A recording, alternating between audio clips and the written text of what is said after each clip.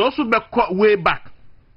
Now I share that the Lumba Abria releasing the first album, I think 1987 or so. I the first album by no ebesi na nyuma omu nyina no enne Ghana ni abayo na abemua when you 20 years 22 years obo sa anyum na obetimi ato ni nyina no obetimi ato anyum ne fa bi na Daddy Lumba aba be som o my Ghana yi papa wasum Ghana yi ankasa ye kasa obi asom a na wasum yi papa nyame emfa ne kra nsie yi na ye nyina mompa ye se yesi ye beko na kwa ye befa so ye beko ne yenim obiya beko obiya brebeso ebi nam ejam ene beko ebi nam nsuom ene beko ebi nam ka akwanhyiam ne beko obi nso beda ade beti wansore obi be yare ono obewu obi nyare no obewu obi ebebo ne tuo obi ebewo ne sikan enti ekwan hodo bebre hono a enipa nam so beko na mum saa kwan ne de enu mienu Nyankopon ede hintan nyame ankyere yen eda yebeko ebre a yebeko ene kwan yebefa so akọ sadia ne maye tosuminu no wankyere ye no saa so ena eda ye de befi asase so enya de Nyankopon akyere ne nim di aba enti yetimi predict ema ne bam eda obi bewo eda obi de beba asase so no a doctor for timi hwe ka se akola oda oyemu yi ebia eda sei obewo no ana ye ma range ebia na watwi obewo oba no ampani ampa so na wawo na mum eda wo de befi asase so de enya de awunim enya de amensuminim saa na Yesu maye no so te enti ye ni pai de esese ye boaboa ye ho de biarada. In fact we are told say esese ye live your life to senia eneya ewiase awie na zitimi live your life saa no a ebeboa ye me aboaboa ho se de be ya uhia wo bofo no putuprumu a ankoya semfoforo bebi ada Lumba wo bia no Nyankopon emfa ne kra ensie yi yema na busuafo nyina ahyeden yema ne fans nyina ahyeden. In fact before said that Lumba ebewu yi no obie a radio station ti ono so ye media owner ti anopei ewo chema wontumi so a oye media owner ne din mu any management ni ye nyina ye nuano ma ewo DLFM omo se mo nyina ahyeden se omo boss Daddy Lumba so afrimu eti onyum bebre. In fact otonyuma akoma 200 over 200 tracks and awo I think 32 or 31 albums watu emse nipa watu nyum sen Daddy Lumba be bia na kwame ampedu ona onyum bebre pa tie bia yi na kwame ampedu free ho a I stand to be corrected ebia Daddy Lumba na be toso mienu enti na nyum ba ko a eye very popular na enkrofo eka ho asem na enkrofo tade kan ho asem very very popular ewo Ghana na special prosecutor so ne favorite no na de na yensimhunu na wodi no but nyumo a utia itun se ensem mpa osi ankwanoma be de mekra abo afore me yania metumi me bre so ana meko ti ba bia wo bia no se wa ankwa obi be ye be hyewa mo akọ so atase enti etise obi adwuma obabi ida se ye be yiwadi ana wa obeji adwuma na wakọ enti se wa nto okun anwu a ebia na obi akun anopei o me nhyɛ asiesie na enya adwuma.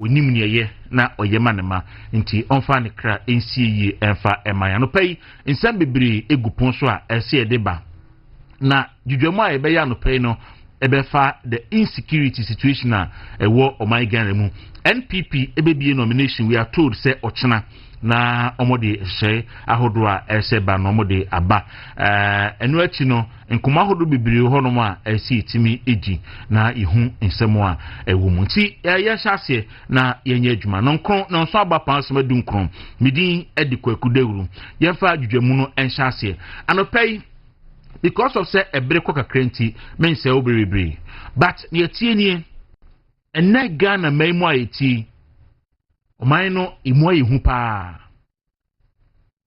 na mebe ka asem bi kire mo enche ye kra ebi ni me ya adwen ebi nso ni me anya adwen mebe ka say efibre a Yewura John Mahama ye sworn in as president of the Republic of Ghana every week yankuni pakra enye enum anamiensa mekasi yankuni pa mankase obi wu because every minute bia onipa wu ewo Ghana eni wiase nyina but enipa yeku omo akankasa mu yese obi atoa nananom wonse do yekasa obi atoa nananom wonse do a yese obi a wawu akwanhia wu yese ya force no premature death eni yekasa obi atoa nananom wonse do ntise obi ewu natural death say bi oyare no wu a eno eye nkaso wato nanom wonse na mo se obi wu prematurely a say ya boni tuo ya wone sekan ya ye ni sei obi achim no ko ene ye ka se wato na wanya akwanhia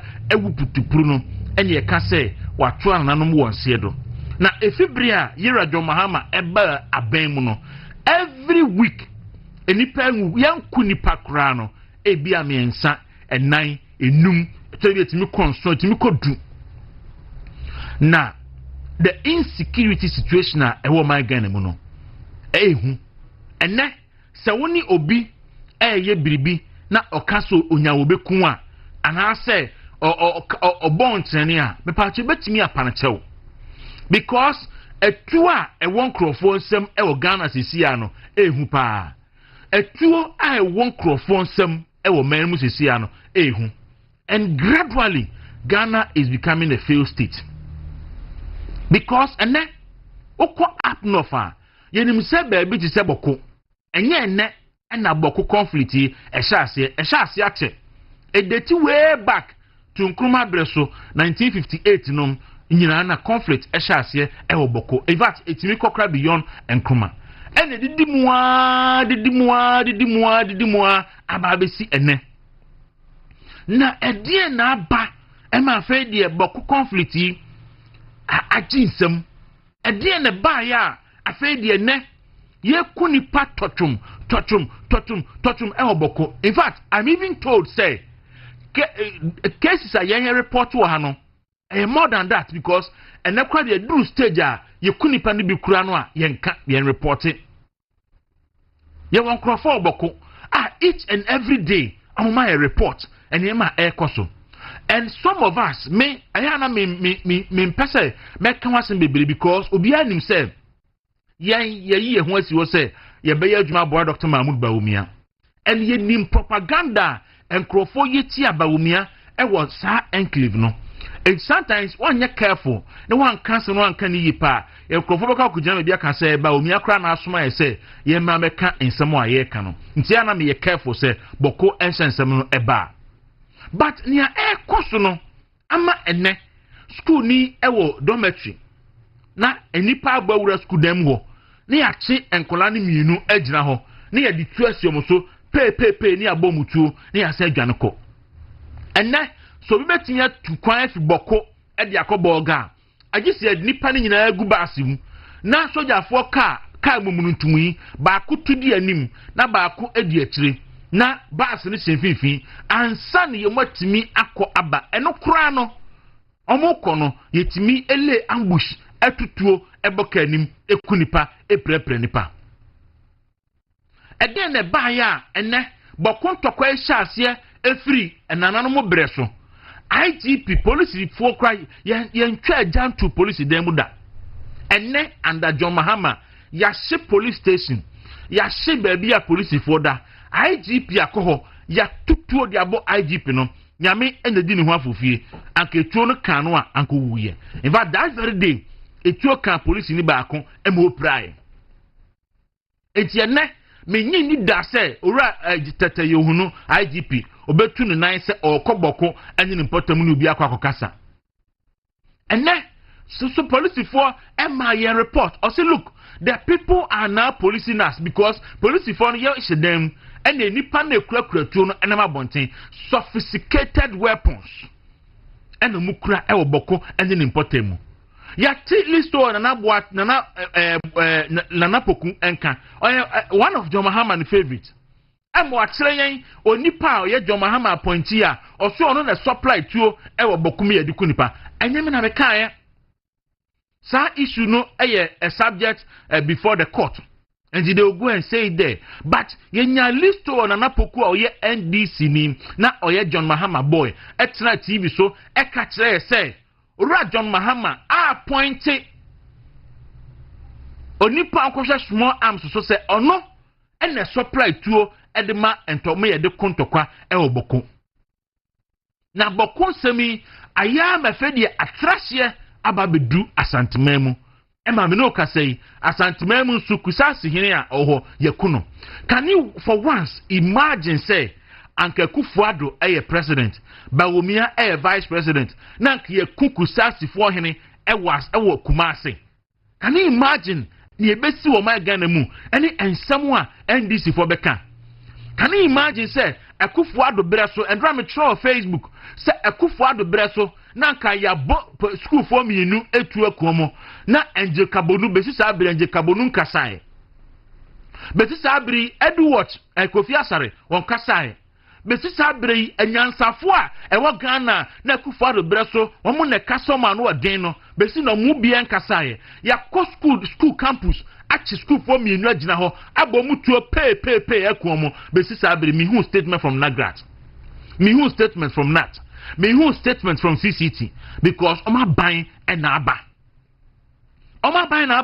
and to see no evil hear no evil talk no evil because NDC wa ban mu and the peace council menti omonka and na asofo mpanifo any civil society for ye dia Kufuado atem nyina and obi aso wa ye din na eban sen and ya bedu baabi a ye dui bokofo kusasifo ene mamprusifo bimobafo ne kokombafo ne ade na me kan tokwa hia anya no but yenya a reckless leader to say John Dramani Mahama why you president pain? No, why you commander-in-chief of the Ghana Armed Forces pain? Now, unimnia, you be enim because me the highest amako in terms of political leadership. Some unit committee, number assemblyman. Wana medu, menye MP da, DC menye bida na mache, even district security council. But you Ramahama, what if the assemblyman the vice president, I a chairman of the police council, and the president, I a commander-in-chief of the Ghana Armed Forces. But o decide say, or the Bawku and Samno, e beyaman yosem. E mamusuma nipa, e kwa hoko kachromo say, Bawumia e mamprusi eti Bawumia e na mamprusi fuwa tuo. Ena omudi kukusasifo Bawumia ama ya fa politifo eni soja fo mo ye mamprusifu eji omudi omo ba hono ma no omudi omo kukusasifo in fact emo ye ama mo hwe etoro bia asem ni bisi amonti ase ema IGP call hono akoka kire omo so se o mo so mo ma me kon e be ma mo so ya fa mo nkrofo bi e de ba police ni mje se na ya balance se na be ya we nu ku mo so betimi akubi. That was the implication of asoma na IGP the court abontin no me understanding no enti sa propaganda yi amukoye no ho ama yira Mahama nkasa ekojira ho biem esa akoka se NDC ba ban mu a na boko adwo MPP ba ban mu a na ansam atutu asam asore e wo boko na me ba me mama asumdwe e me san akoka se an mo north east no na se north east kwa bi swa mo ma sa se kra dot esosen omo mo so mo do ososen omo so north east kra no ye creative region de mo enti me so me ba me creative region e de amakusa asefo trying to create the impression say NPP abe atwa mu no empe omo asem ena okeka nipa ni tibo mu enam so Emenkrofo de nibre ekoto aba editia MPP. And some of the areas MPP nya zero. Ewo Bawku enclave wo. And now America say afraid de wa baba mu. Enipa no say your expectation and say Bosha will say ye no ubedi so a wuntimi ni so. Never in the history of Ghana and na Bawku no important mu ayehu said the see wo John Dramani Mahama Abreshi. Never in the history of this republic said Bawku ayehu pa said dia ekos within 7 months. Emebu na kasasante obetimi da so o say and the Kufuado regime 8 years nyina no enipa on record ye ku omo Bawku no ye 50 or 30. And na Mahama ba ye within 7 months ye ku nipa 300 e wo conflict mu e wo Ghana nyina. Anyewe infographic bi ho wo wi ani abowe. Amo say enipa ye ku omo under John Mahama e wo Bawku conflict mu no e do so sin baabia e da bia bia sibia because John Mahama e di ade no koye propaganda oni Mahama yarga enie osi Bawku conflict has escalated under this NDC government. With just 7 months in office, we have recorded over 300 deaths in Bawku. Meanwhile, in the entire MPP 8 years, we recorded less than 50 deaths. Where ye a year kusasi for emebuno and a normal kuja, omodishan simi, and the etuja. It's almost say, Akufado now back catch say, only a kumuyeno, and the Akufado, and the pay 50 penny we for 8 years. Oba bemwi, be nipa be 300 and a ewu. Asante me da ase, aburu so bia no, adekye na adekye bia no, ye kunipa e wo hono. Fe dia tra ma ba so ase. Ema ye kunipa e wo aso ase. Bawku entokwa ene Bawku ensensemi enti. Enti ya Mahama, when hunu say afa dia recklessness, any bibia wo dia politics no, when hunu say afa dia amoa. Afa na wo say, wo Kwaku movie from peacekeeping to peace enforcement. Brabontain na bepa Ghana for chow. Brabontain na bepa Ghana for chow. For descending that low. Say what the conflict. SCA claiming lives no. What be yaman yourself? What be propaganda? Moya sa odagbon. It took the intervention of Nanas Otunfo-H2. Any man penny Akufado. Omunyan semu. Ena omobuwa hema ne asumdua badagbon. Moko catch dagbon for say. Yana ti eshe kofon passe. And mo benefit na besine tamale enclave num nyina sita ho nyina no ayamodia. What the same thing echo Bawku. Mahama yarga a oye majority leader ne Mahama yarga catch Ghana for say Kandapanum benefit from the conflict because every month biano Kandapa 6 million Ghana cedis. Our conflict in so the Kosovo Bawku conflict. It's because of some more benefit or conflict in Untino or master that someone pesa sumdri ebe Bawku and important. And then Mahama yarga and dry yakwashu fie. And then Mahama yarga untimi nko okrom. And then untimi nko okrom. Haji ayamba untimi nko okrom. Omo kaka ho nyina wo enclave nyina untimi nko okrom because any pan say mo bedi and trotch yen. And then mababan mu.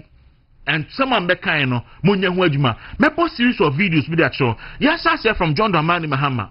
Na yen hwa say me ka say ono na ko set up sa film na di nti na mama e kan sa yen ko Oriwa John Mahama ne ebre o de sansemi atudwa asante sima ba 30 seconds na yen twesisi na fe yen ko tie ensam a Oriwa John Dramani Mahama abrea na oye former president na oye candidate for NDC na ye beto aba na ka few months okodu Bawku ensam o de tudwa yen ko tie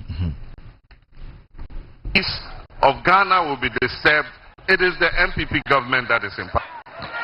Recently, I've been hearing some things happening in Bawku that appear to be threatening to disturb the peace there. I just appeal to the people of Bawku area and all those who are stakeholders in what is happening there to exercise patience, exercise restraint. We know that there are some sinister hands who are trying to stoke the fires of ethnic conflict. They should not allow themselves to be provoked to violence. And so please, the people of Bawku area, I'm begging you, I'm pleading with you, remain calm, be restrained, don't resort to conflict. NDC is coming. When we come, we will make sure there is peace in Bawku and surrounding areas. Eti Asante Yamwa the second video. Anytime NDC is in government, Bawku is at peace. Unfortunately, as soon as NDC leaves government, the Bawku crisis flares up again. And let nobody say it's a fight between ethnic groups. There is politics behind it. And there are people who deliberately fund that crisis. Everybody, the majority of people in Bawku, Kusasis, Mamprusis, Bimubas, Busangas, everybody wants peace. Because everybody wants peace to do his business. I mean, the current curfew in which we are, nobody likes it. Our chiefs are being told they can't wear smocks and go into town. So what is a chief supposed to wear? A shirt like me? How would they know he's a chief? And yet, it's because of the violence and the crisis. And they were forced to do it because people hide weapons in their smokes and go and shoot at people. But I can assure you that peace is our priority. When NDC comes, and I didn't say if, I said when NDC comes, we're going to prioritize Bawku's peace so that peace will return to Bawku. And people can go about their business and look after their families. All right, so Asante Medasi, so you're John Mahama. Or say, Bawku for and now my hand for Cromwell to me shed Batakaria, or Mushabina, I saw him from Sheshet. NPP for Nipa Bonifunti, or Mama Bawku, or however Bahasi. And my hand for Crent to me saw him for Tadibium, because in Crawford to be sim. It's the NDC year back. I'm a Muatom, na curfew crowd so, and now make us a Bawku about 2 p.m. as you'll be encoda. About we are 2 we are that so, yes, you'll be encosa them. Now, be sorry 6 a.m. And now, John Mahama said, oh, no, neighbor, I'm a curfew 6 p.m. in Abano. I fed the curfew about 2 p.m. A year 2 a year that again, now Bawku phone cosa them uncoda. Yeah, John Mahama, Safe de Wahoo. And see a mabun and nipa or Bakuno ebisa. Say, a boss I was saying, and you knew. Even to the extent, say, and the NDC executives, the war, Saboku and criminal press conference, say, Omunque de Assemo. Young Totia Bawku and Mebuno, now 80 is a Momuka NDC for Bosheho. As such, under your government, just as the previous government did. Mr. President, when we heard your promise to bring a lasting solution to the Bawku conflict, we were overwhelmed by it and thought the NDC was our savior, and that was why Kusa gave the MPP zeros and voted massively for the NDC. Mr. President, you indeed mentioned the truth that the overlord Naba Aburago Asigre Azaka II is the legitimate chief of Kusa, and everyone knows that. Now what has changed, Mr. President? We didn't know it would take you so long to solve Bawku issue when we voted you into power. We now realize that the politicians are using the Bawku conflict for their selfish political gains. Politicians keep deceiving us with their fake promises to bring lasting peace to Bawku just for us to vote them into power. It will surprise politicians to see empty ballot boxes without a single vote cast come 2028.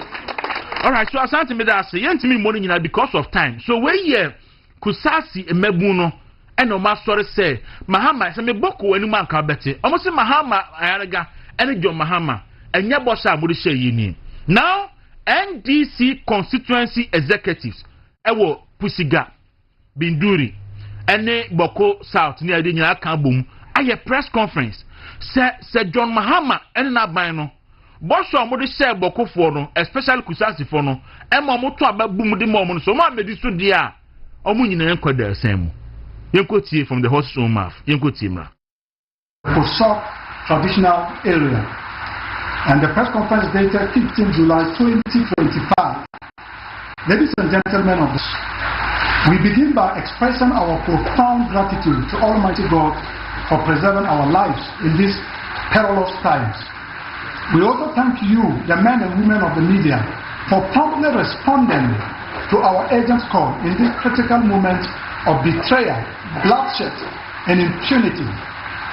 We, the undersigned National Democratic Congress constituency executives from the 6 constituencies within the Kosak traditional area, Denduri, Bawku Central, Tusiga, Garu, Tempani, and Zabila, stand before you today, deeply alarmed and outraged by the deteriorating security situation in Bawku and the total failure of this government to protect the lives, dignity, and rights of the very people who gave them power. On July 13, 2025, the people of Kosak woke up to what can only be described as a state-sponsored assault, not only on civilians, but on the very soul and authority of our traditional leadership. In an appalling and indefensible act, the military desecrated the image of our revered overlord, His Royal Majesty Dawuro by setting ablaze his statue, an act so vile and provocative it amounts to declaration of war on the people of Kosak. The justification for this barbarity, a reported attack by unknown persons on Mampuchi bases and the military escort.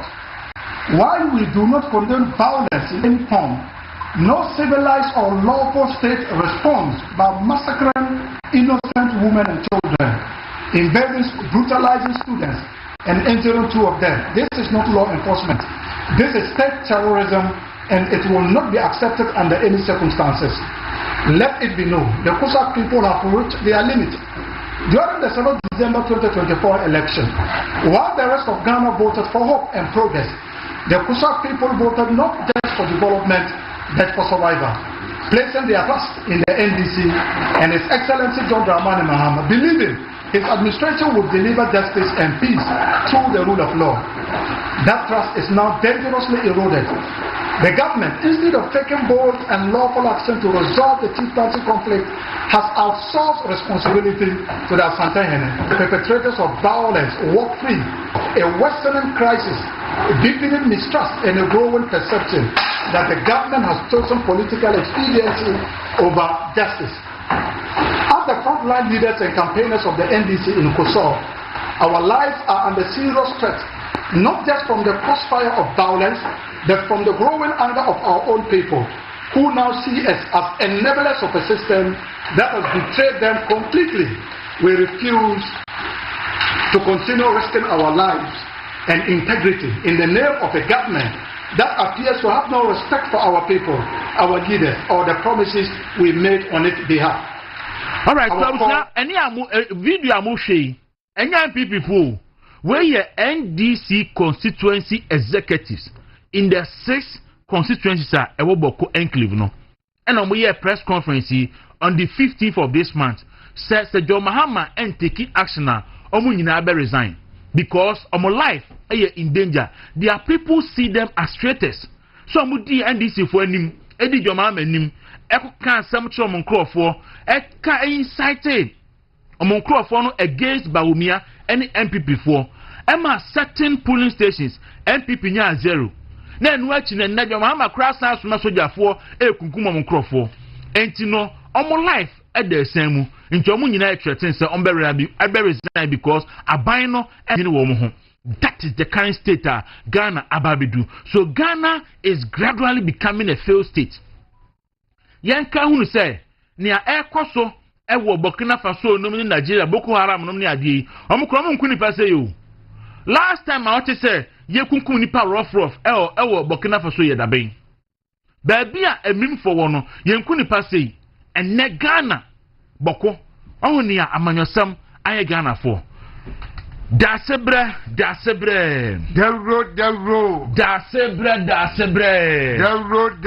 nani mamu te saying Aradu Kiminti. I don't know be asking you and speak the letters. I don't know. Go no, Machi. Yeah, Minia. Nani mamu te saying Oh, Yamiadum. Ahwade ewo holomo. Ede Nyankopon ase. Baby I call last week ni dey. Ube ya no. I'm in problem. We no eye emergency which we under certificate of urgency. Yes. And see ma yen shase with Bawku conflict no na fi yen kaja godon ma yen shase wo na say yin ke fa yen tilumba de ni fi na say oh ye be kwa ba o de we ye shase okay isi Kwaku isi ba na fi ya e ka to de bi ohun obi eye niema basa na kesunsu so ne ba ono aso a to bia na nke ha adwen but John Mahama wo opposition as opposition leader yeah we obi a within the history of the so-called conflict between Mamprusi and Kusasi for no we mu chen na etue nyina enti kan na expect say Kwaku nko be responsible enough in the opposition na wo kasa won ko etakra udim enka kasa bia ebe senkofo bufu be senkofo kutupa we ni kutupa no ebe senkofo kutupa mo makwa di bone Kwaku utie videos yi audio si awabobo adope ya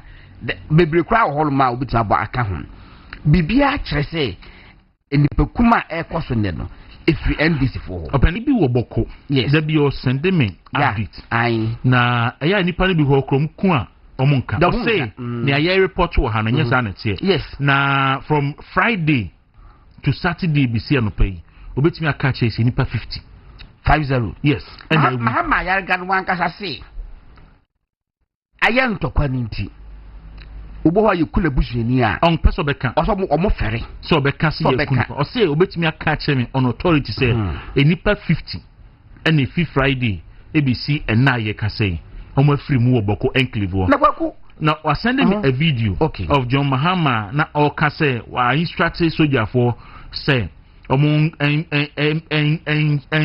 shodi and among guide buses a travel you know but they are not they are doing even in that they are being selective. Okay.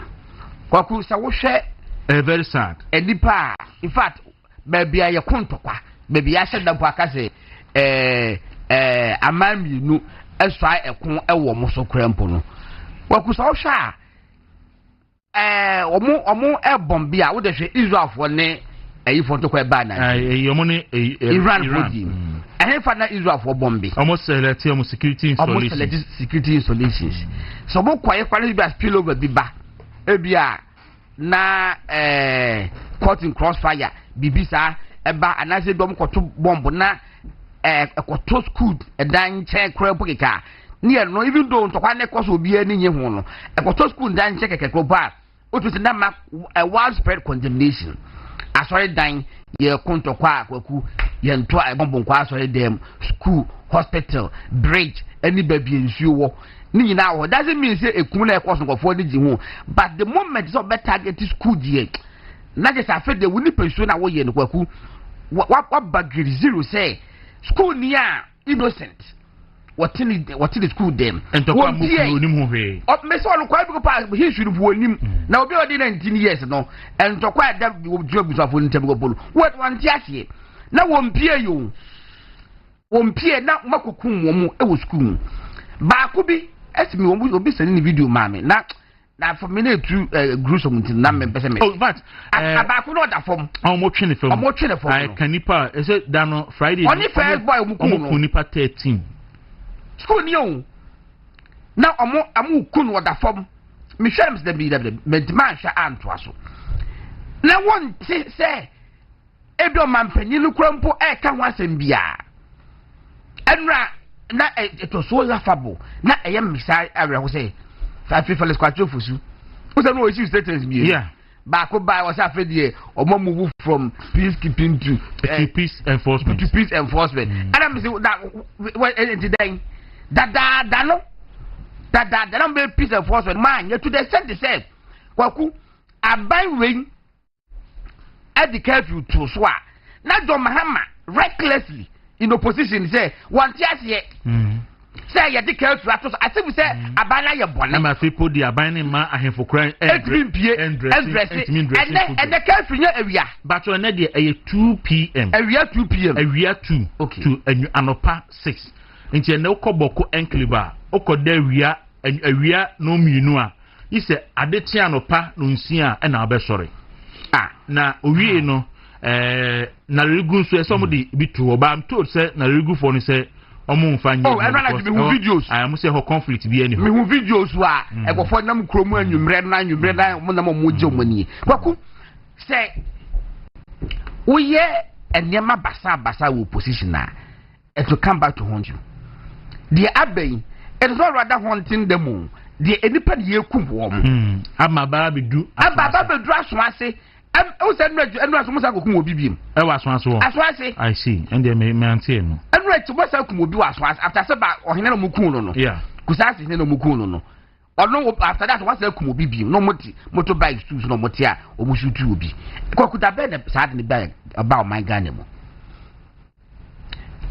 o man panyi be na ba Ghana wo fa curfew entu baby so say e important say be ma curfew aba na what the waka or kick against curfew no let's wo share kromafo no kutupa say mumu bra no so no all catch them say MPP aban and asada and ama mo ho e kire mo yes according to the sense mo ma hen for so mo t-shirt it say na wo the curfew that by 2 p.m. no so hili bi so e wo festival bi a e so wo di within this period of time no be di say between the waka hin fu nyina gudemu yeah all the anokrapo there are not ding that's the 66 I think 6 p.m. to 6 a.m. All the 2 every kete 2 esuma dru before every kete say kwa body say omun kwa body mi nko enko adwuma that be omun timi bia o 2 p.m. na dey opia ye kun and ye kuni party said there am ye kuni pa ye beside that no beside the ekoso war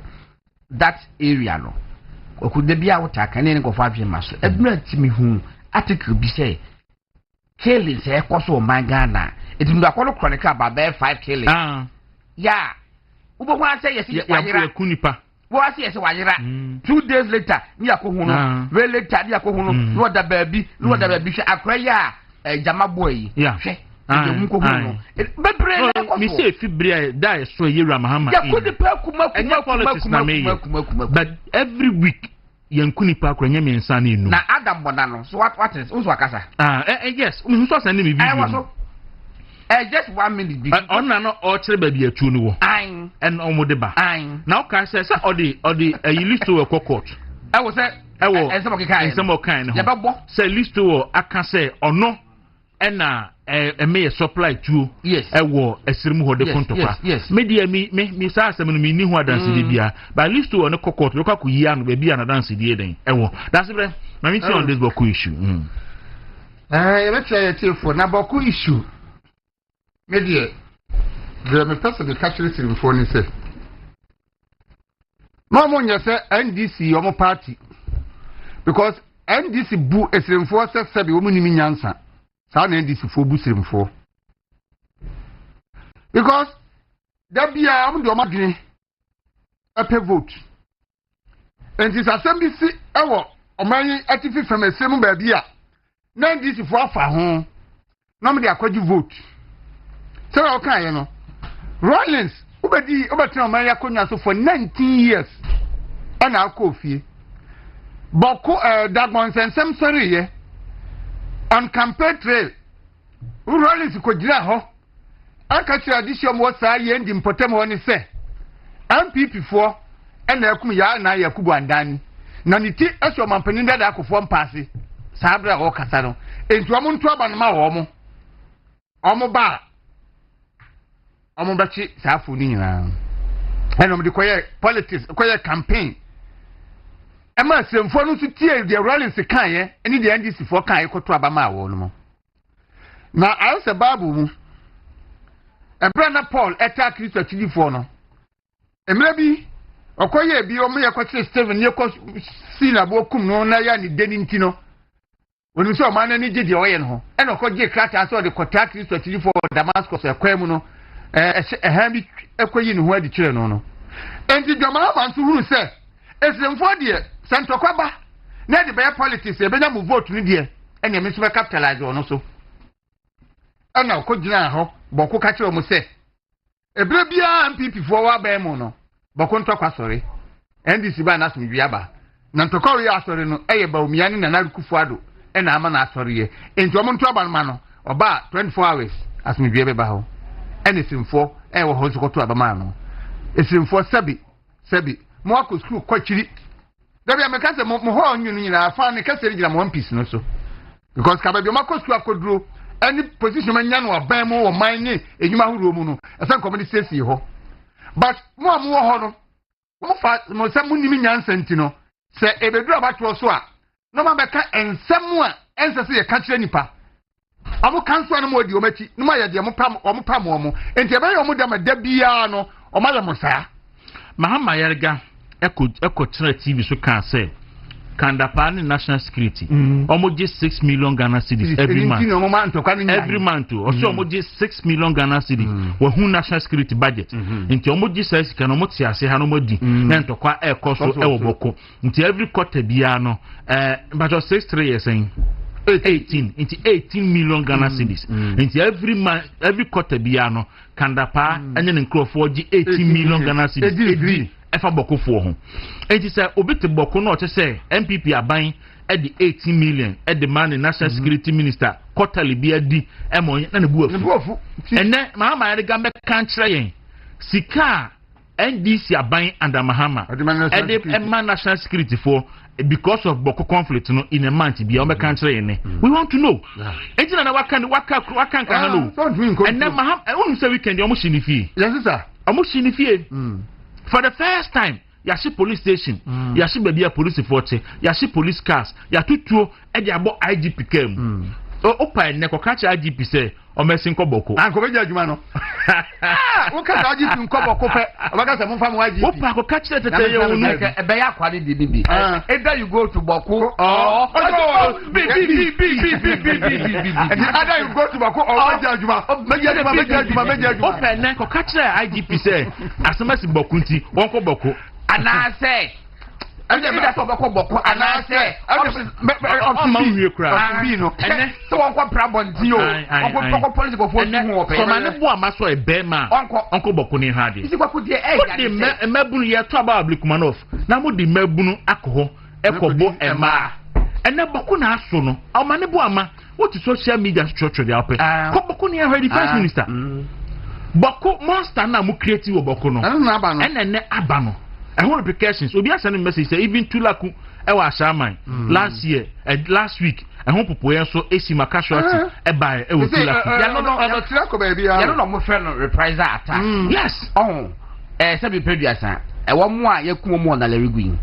Menim se enkra no omoye kusasi fuo so yes omoye ayifo mosi ezifo ba ko mosi ba ko so they thought say bia oye no so oye mo ebram ka so man prusini and say mosi for na e Burkina Faso for and to mosi ni and say dey kolezada mo ko for to no nka ho Kwaku ba bia o manga na Kwaku duru no o do pa census no moye no yanko data be hwa de say edipa do say ko no ma no papa nyina fikro ba ko Ghana sisi aji say mu yemu kakra bi menye da asebre ana o ma no papa be papa tutu abi ba do ba wie no wa ma no papa kwa say fikro ba ko so no afebo so so ko ware pa na wo so akoto ba kwa fa ha na ba ko dam ha na dam sei ye na intermarriage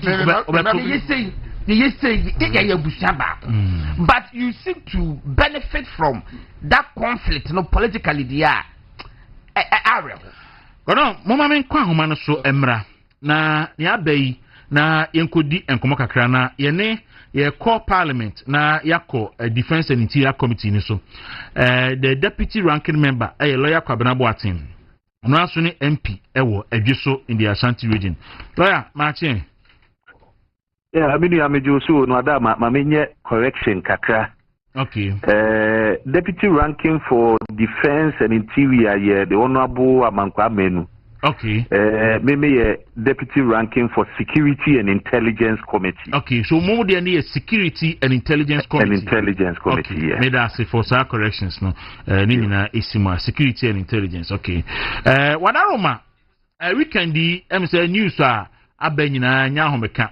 And bi kura aben mo ewo adweso ne asonase de enye kwan bia minority no ne ekoso no aminim so officially machia asigina bi wo ho a no kre say Ashanti caucus na yedin kai release krata because recent happenings no asase your region no monenti no nature say was entem no yedin kan de krata babonte yetwi aban adwene isi esuyi na as a larger caucus no so ya bubu ho ama say the honorable another prayer Friday and so jina na so kacha ban say kunkunkum e koso no was say someone the minister responsible for national security or no answer interior minister nanka ye closed sitting anka it me discuss it because it borders on security nti say sani afa e dey free na say this week atenase no no ebesa bebiu na ya hwese de ye besia programme the interior minister no na ye ni nehia na enkomodie bia e fa ho bia no yetumi edi but the di kind say ha adwene pa ya dia in fact ye daswa ye nakra na eniema ikomu no so no edoso for some of us on the security and intelligence committee no yenya some of the briefings usually ana emrano ma ho kwan ne mfa ntudwa but ye bodo tofa ye be kan say it's not looking good said ye nyina ye nimu no sabri was ahodindie bia aban was what they back on board e wona ho den so any bibia mu no this the time was here any further escalation bia no because you see pick the pocket angle no ibi ni kumase head ye ekosui ibi SCC in other settlements ye wo baby so we say unya escalation of conflicts in satellite areas here yenya a full scale ye was we na tuhu anamo ansa na ni nyina koka atwiem ni nyina ka atwiem a wo swa no a edi nti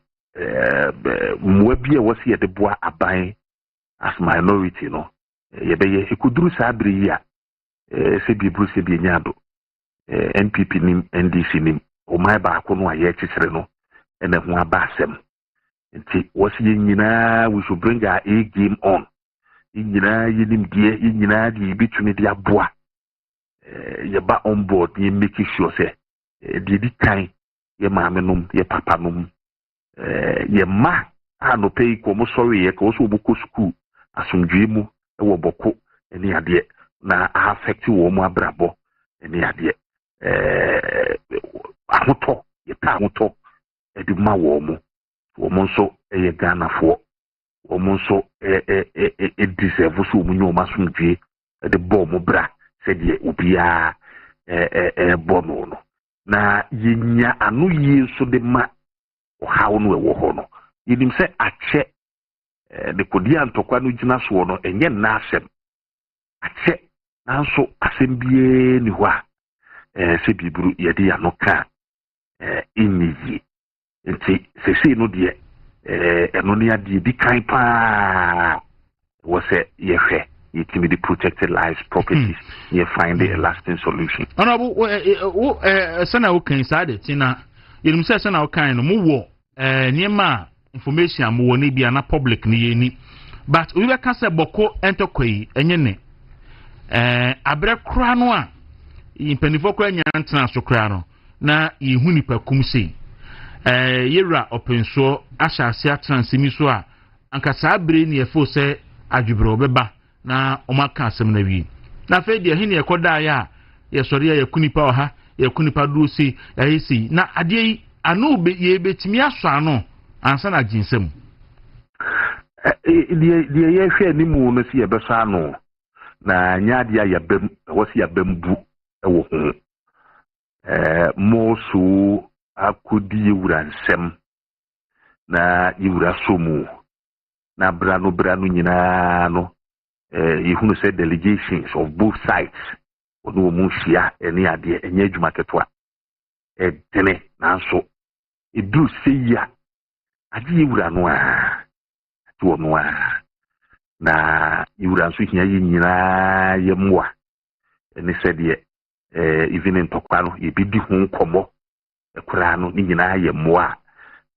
ye de boa ama no atumi akoyie nti edidaso de ebi wo ho if you go into literature mama bi nya tribal conflicts and ebi kura so chen ye so mutumi ye mani ye ni nyina ne se ebenya ho fama pa no na ye beye na ebu amanyofo nso so ye nso amanyofo yi duru sabria ye nso so asudie eda ye so se ye nso ye conduct ye hu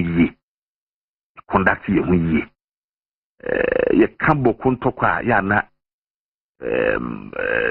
breyi aye pasum dwie de ya ne mpesi ye be kandia kwa ekiri bibiri akofa baby but ya manyofo ni bi amwa ya manyofo no bi amwa kura na nkama kadi free ye mampeni so minim sa de enchen ye so ne nkomo bi a wodi fa ho bra no wo ba pro no amwaye enu die minim se sa bri onu a wotena ne demu anu sum na no a uhunu se de no wo pe no yetumi ne nsaka anso wohunu se nipa ahwere ne nkwa wom wohunu se atrodie no se bi bru se bi nya do miwura no be fere no de mampeni prekope eno no so minim so obo kompo ehwe bra wo ka se NPP ena ehye ntokwa na se no enei minim se sebi oyinipa ibia wafere ni tirim kakra anso untumi nka nkyere yen enye hwe wosi ekoye nim sebi pesu obi fumkumu a obi mfumunya enye abawie enei die yehunu se sebi eburu sebi enyado enye NPP amanyoku ena na amantokwa no ho efisi wo ho kra no na enduru se die na eduri sebi eburu sebi enyado ene yehu se yura Dr. Mahmoud Bawumia dudu obiribie yehunu se enyo no a se ni hu fitaa ni tirimu fain yehunu se de echechere de tone so no amanyo semunti ehita Ghana fafa bebia emu bi ye TB me papa do kuku wo go so ho na ne ne ehwesofo etie ai ne nyina no meti ho nkomo yeti de koso ewo ho mfuomfuo mu ene ehwesofo a wo go so nom ene esefinum ene ade yeti nkomo efa ho nyina ani nyina na ya manyo tumi na ne yepe ne yehunu si nya tumi ni wia afi kura na adwuma edin na hyase ya mamuo ene nipa ho bambo enu na eduru so yiwo aye kura de nyame na aye atom se ebra yiwura John Amani Mahama ekwa se MPP aban na wo ho no na amantokwa no ho no na nke betumi escalate no mai de nyame ahira ye ama so de bia medwena ho amenti ase sabre no ano na nke betumi de wo unique sia bo mai mu a ebia nke December aba no kra nke entimi anto because civil conflict ho ha ana ekwa akota madaka bidi akosi beebi se o manfo mra metwaba ohuno nso nyame boaye ama bibia sensi emeidie o manfo nyina hu se enye amanyu MPP amanyuku na ntokwa no kure wo ho no ache tinya amanyuku bi ena ni ebia o shasia wayi bibisa enso mira ebetwa ni nyina agu yachi to de bia o ma no saa na tie yekuye nim na yesuesu ehunu bi de efiri nim sa yesu ehunu kese de ama NDC amanyuku se enkoduru baabi mien kasi ye petumi nti asem na ye ka no se bema wo ma no kura ba hia ye nka na wuji tumi ni wie no ma no ahia ebi eburu se bi nyado wo mampeni no wo kodi no hwan so minister wo die no kodi no hwan so lawyer ohun senia anopai wo kasa o sedi eburu sedi nyado ena amanyosem ni yi abria MPP mu haban mu no isi eto da bi a we na ma mo nkrofo ni bi edi mu ho ya kakra se edu ba bi esem wai kura nim na mo de aduro tare so enya se de aburu se de enya ado asem because ye motu aban mu MNDC fo kokwa kire nkrofo se ba wo mi na atotu ama nkrofo so mu fa nkunkusazifo ena asemi aba ena na ho aba beda ho ena enne enya NDC fo ankasa constituency executives aba be ka se omo kura nkwada asem because of adwuma omo party mo omo eyeye edu ba bi a mo se kire mo sen minim sa no pe waka de you are being diplomatic mon ka de said ye tie nkire omo na NDC fo ya be sen twom ho asemi asan de propaganda foforo asan so de Kwaku tia mo can you imagine sanka kufu ado ne ba omi na wo eye president ne vice president ne ye kunkusasi fo hene wa so ase anka onim ne be nsama be ko so o man mo na bo minia me tiwase pa I share your sentiments but unim se nyankopon nim die ntia o ma mpo ntafo edanso ewusuban mu ye kan de wa feri aferi wu di se bia wuni ani wu ade de wa bo ani wu dua we hunu de wa feri aferi de no wo ka sem bia ye irresponsible no ene ya no pe ye kan wa feri unim nitrim unim na ye political culture no so when we say enye the same se bi bru se bi enya do ye num kura yi afi ne ye fefebe asem bi wo ha ne ka no be ye ten but obi de so abo ani wodu ya wo be ka mfa ho se nipa be wuo ono ne de no but ye num so de se be wo kan eno na tere bi ya na o manfo de boye tie se ya krache sem ne ye diplomacy eni ade but ye nto akrache sem no nto ntwene obi ka so wo krache ni a woni di watem ye nto ntwene ya be dia president Kufuor num apia menkanum to wusunum je bi dankwanum na Kufuor do mode tete ye no enti ye kanu said ye wasi ye kanu ma asumdwie ye nya asumdwie e de chichire man na ujipumi na ye MP na untimi nko ukurumu a untimi nko constituency a are you even representing a constituency? Are you representing a constituency? What can be the ajipumi? Uye ye no omanfo na wasa wosom wo munumpu no untimi nko na numbi maame baako nyame nko a MP baako nyame nko a enti no sabi nyame kwabena na you know me beka bibi wa no wonim wa no sabi buru so yi wo nipa dia a wo fedie wo mu a wonim die waye enso ebedu sei ya minua asodie no da ye nyina ye so yenko ya nye de ya no mu ye ni bi eno no de minua wo se bi sini pi amanyuku NDC eni amanyuku NPP no so ye dem the moment ya ye be ye said ye ya wo mo ye no ye pesi ye bie no na ye value so no ayira binim pa de wo kan minim senka NPP na wa ben mu ena nka sa de wi ye sia enke na no pay kenya agro anso ensonson ye no de bia no what's your so kania no disi kania duano so ne sren emu. You have no call credits in your MTN account.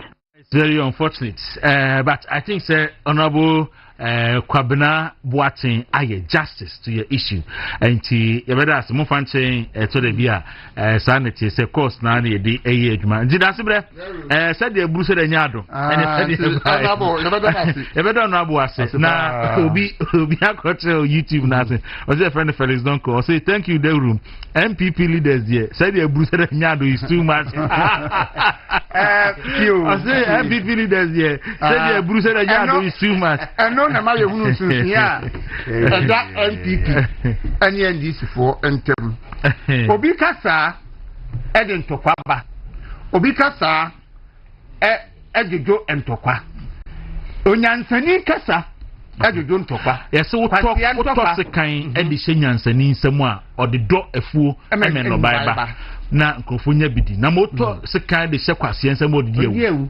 enti obi ano kwase ano di ewu kwase ano de ntokwa ba banyansani ano adwojo ntokwa ona ndisi fo se otumfo mrem na yenkoso agoboko ntokwa Sandis ni bia wantimi ankasa ntia nkwase asema Kevin Taylor ditia otumfo a obeka so otumfo nkoso agoboko ntokwa na oni ndisi ni no abodam moti ho muni so otumfo ye dipatitire wo mayimu a asam ato apentia yetimi sufure no Kevin Taylor jimini wei ati wo di na tem and otumfo ni Kevin Taylor ha na eri papa asam na otumfo Kevin Taylor ka ti otumfo asam na Kevin Taylor ka tire o chehine ye nyansani bi free ndisi mi wa no be condemn saade no na nya ndisi for na ye nyansani bi ma ndisi every ndisi me condemn saade no ye nya bi wo mu na wo di national security board ho ban edu di ade ne to so tumfo ho wo ye nyansani a obetuma koso bo kontokwa otumfo na ye running down ye nya from head to toe ye nyansani bi o wan ndisi mu o kan say an condemn de Kevin Taylor o kan say that could me be ha be kan say obia when it just say you run your tune for down be woni minyansa because tune for contribution to Ghana yeah ko IMF John Mahama echo IMF 2015 IMF for say yeah mfa ma because mo hwe na nimu din ya mutumi mo hwe na record on nim say papa you this guy manual because ko dia sent yeah mfa ma it took tune for ene so ko ene abato ho sensam ne ntokwa na do na ya se da bonipa da sanipa na uzekro bia sante kotoko hene no di o chihina te na yinyi na tem in fact every fiber wo my Ghana mu a it protect your man bia no yeni atem yedi shake sharabutu atem yedi o chihina atem am se ni papa Manchester Kevin Taylor di na atem ye de doma hene so no mante doma hene de mante da se odi doma hene atem I never mante me hu nti ba bia da Bancroft ni pempeni foti tiro mai mu nyina edio mu nyina atem kwa comedy Mr. Mofanche me wo position bi enipa wa sore ti asante man anya Kevin Taylor who is Kevin Taylor enipa wa sore ti asante man aye president Ondo Mane Mahama himself. You are right. And sano ni ekase. Tio, and the ekase. Obopa. We are President Mahama. If I tell my own to meet Bekano before election. Such and President Mahama and Abo Kevin Taylor pa. Yes. A man di asante him. Any asante matem. And so boss hapa ni we ni di asante matem we are. Na fe de wo kosese obosi hunu. Na de ntokwa na fe de wudi mirika san kwa asante na wo say. Okay. Ono aye running it down no. Oh my old boy, me running it down on if you make a man. Minimum yard perfectly, but number anyway. President Mahama no muno. What mine, Kwaku. The first coming. And you come to the Kobus Aben. So you go to crowd. Say, Asante mine, because such a command, and yes, never Kobus Aben. And minima dia Kevin Taylor and why no? Why ya? Eye West na asem na John Mahama ko kan lokum asaba no president minim obia panimu a watimi dia santeman animatwitwi from more than President Mahama himself abra do ote a silver stool so ni krom mampon asante mampon asante mampon kan yeah asante mampon ye asante mampon ye ahi kumase a the one say say mampon ye yen kan mampon ye kan asante mampon just for emphasis mampon asante mampon na NDC for say Emma John Mahama enyi MC a oya santimi eye pure madness no mo pepepe ni eye pure want me kan baby a mo betima ka say oh ye first ni pa kwa ne ba no ye friend Yakubu ye support no problem but man ka say me empa santimi e wa satifo krom. What to be Benzenda? What to be that we are see? Emma na Mampohene. Na le hodo do yare. But adene of a year na year ma oba bonte be kasa say ade amu ye na enye. And that was the last public appearance. And look at what part of the code in credit first ni krechi. Wakasa no and this company for ankwa no osewomo ebo ko pa che omo be pa che ebo ko pa che omo ko pa che omo ko pa che say esanfo na omo kan ye no omo nya biem yeah papa no president Mahama etwen ya ema papa no ekọ de nkra echi no ya yesie na wie no okọ akura John Mahama appointed Pepeni yeah ama enrechi ya yagina tu enti mefa ne that is the height of insult asa mampohene ne nsamase a oyeye yes eretu ho no president Mahama abuso na sama ro ma on friend of course wo put in mutia enti enye de will be because me the moye na entity so president Mahama no ankasa no he is the problem onu wo mu nipa ade Kwaku president Mahama aye no and then no because Ghana Republic obuni party for esen na no hin for what of course enti wa yi Pepeni ampa tie ne party for ayi Pepeni ewa santima se ne party for aka se yempa santini and then the ye can say obetima yi pepe for miensa and 9 and I will tell you before and 9 obetima yi nzima for and 9 ewa santima for said me pesa mo ye MCU ewo ka omonko contest ko bi enkasa wo but the moment a wo beka say asante for krom enye ma asantini enye MCU ho de Kwaku na trapo etse kroboni afi ha akodagbon na wakọ ya na asase so aka say aha de me mpese dagboni be ye MCU dabi na sase minti bi dawo na atrapo oh of course na Kojo Yanka in fact Ashanti region MC say ho no about 19 of them years Obi Yanka sai Kojo Yanka wa ma me Ashanti region minister in history one of the best performing ministers e was Ashanti region Kojo Yanka oka ho Yanko for penasem I want to Ashanti ni but the record etino so be free baby echo baby there could be any problem but so beka say yempa santini na se be bedu say ba be yi akrameyo na asantifo ewo nka say hey president say yempa ntwani wobodam twani wanyi trani ya santini enya sa dia wuyi nkrani ye na ode abotam se be na president adiatu na wayi asantini abotam se be nyi wow da bi Kwaku etisi ye kona nanom animu a Kwaku me no ka say and the population e wo Greater Accra akanfo edo so say yeah in fact am for kra ado classing kan before say ten ye ka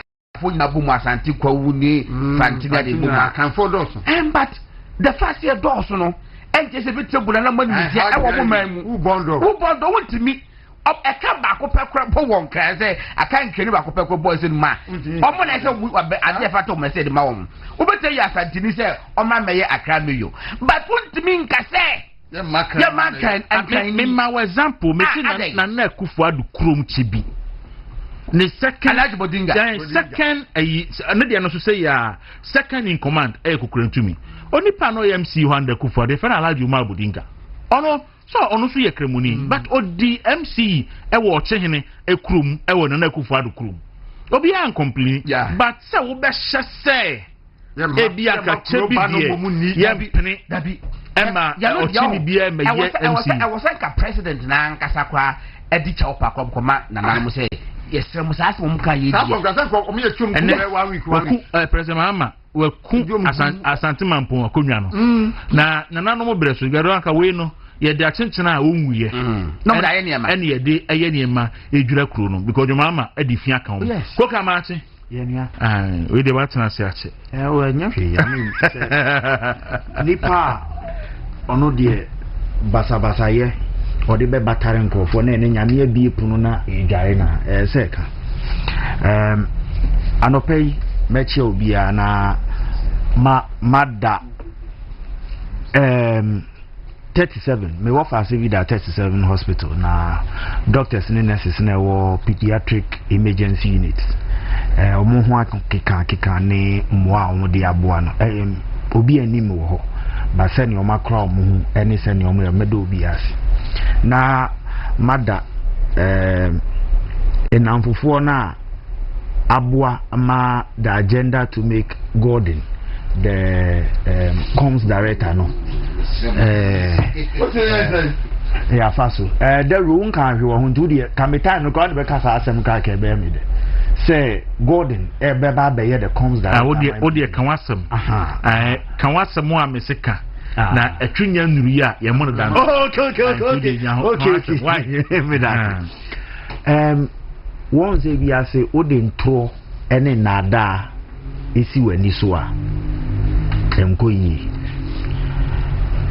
listo on semo kikan e was small arms na o hwe before President John Mamman campaign time send ntuo won crofo ho no ene de ekoso sese ye pese ebusa say president why na di ntuo no kogu ho wa appoint you obi so in charge of small arms ka wo peace what will you do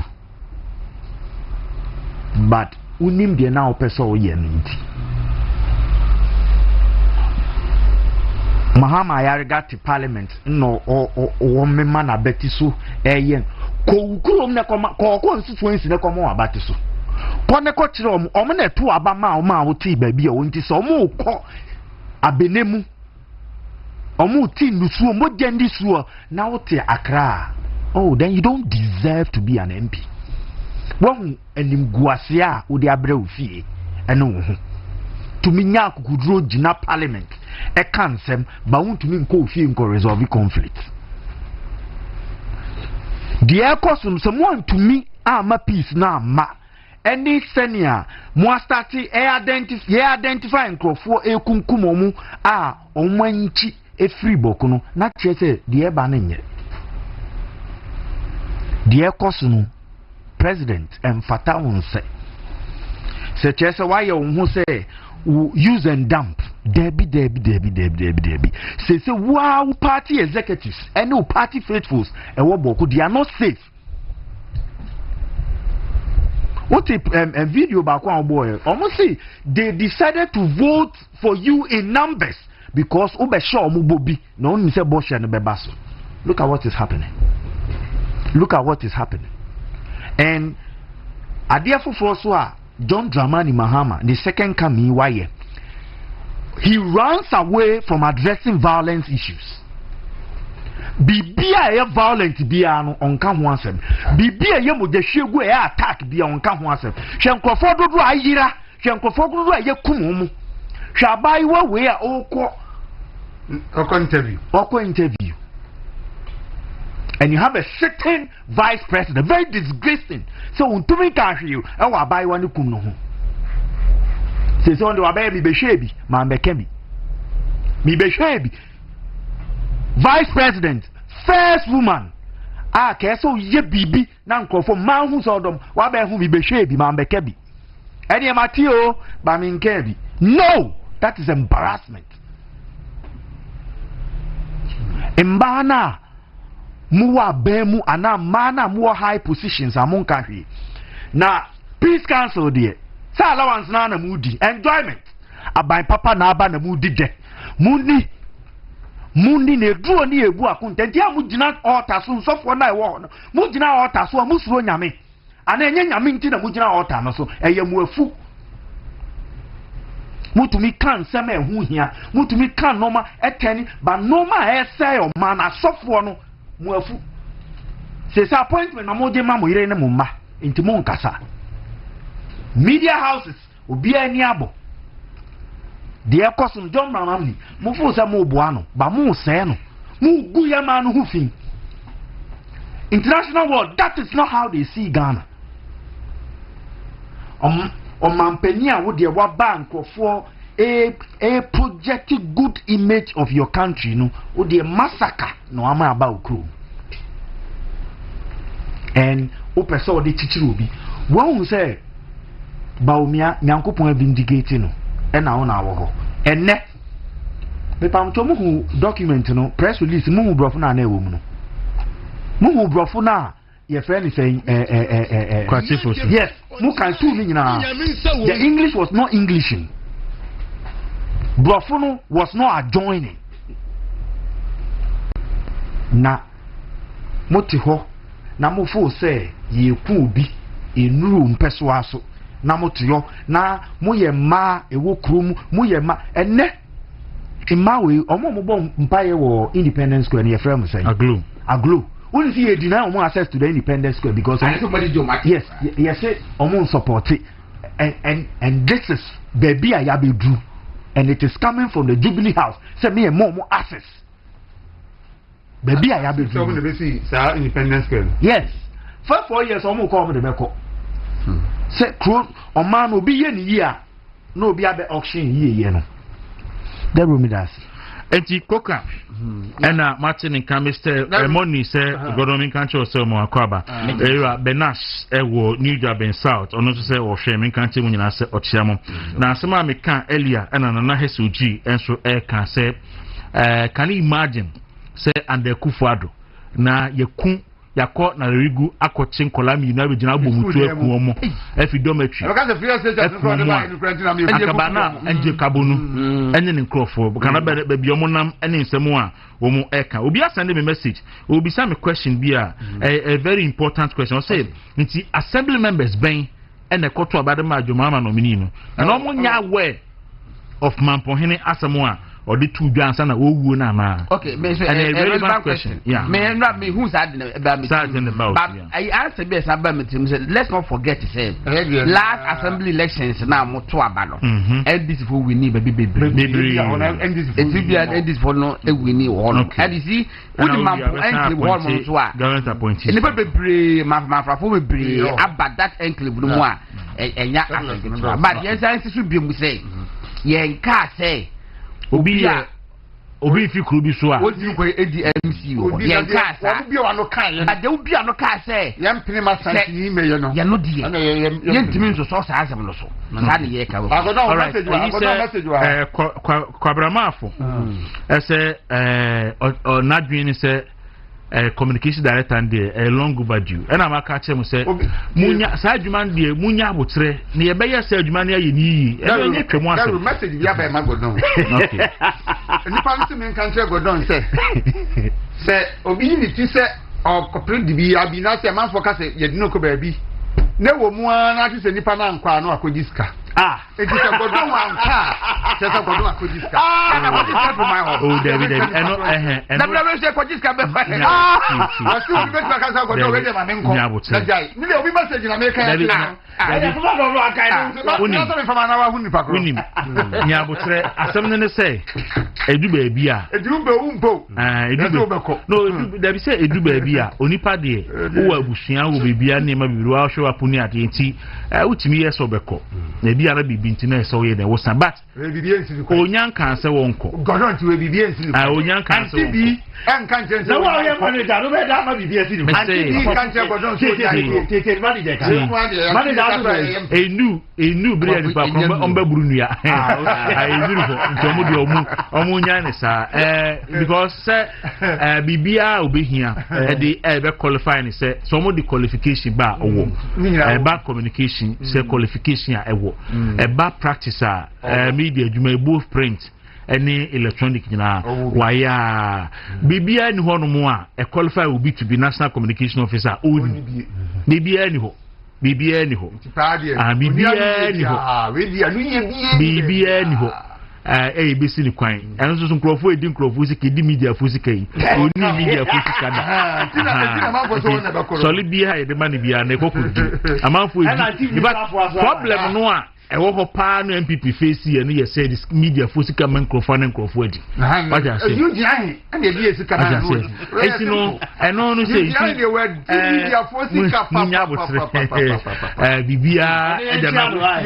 na kwan eti godon and that's the bread for high win to me radio 95.9 movement television and waso eguso a wuti ebre so say adwuma no maka say on say chairman win to me adwuma no say on say ye nsha ase because chairman win to me adwuma no senior chairman win to me no ani nyansem o ye say even oko to no akoda Ashanti regional constituencies na say so mama na kwan som empensa no ma Obama na yese obeko bium national for directive ni ba hape o se wa suspend na ke dey no obeko ene be si na chema untumi nko ba bia enti adwuma no bere so a adwuma no bere so yebeye aha so de yebeye so na ye ni brutal aha Kwaku ayi twamanyaba presidential primaries no aha 31st January 2020 yes acha no start pick from omukwa mpono nyambo wachina ene mo pick from how much more so ye wa adwuma kese so pa enti no anti we de mo twitwa so kakra ai so wo pro ayi ni ho 5 mu ai okay I mean just a minute na ha ye wuntumi radio 95.9 movement television ena ya ye presidential primaries ayi ma enti moya na yenye na fi agrumalate and ogrumalate nti da so that number wu ye fa no yenye na fi ye prepare we ne ma quickly no ye bre na so na Ghana na okwe de okubisabio fit get okoma budget na odi budget sika na odi aba na de na odi aba owura mu a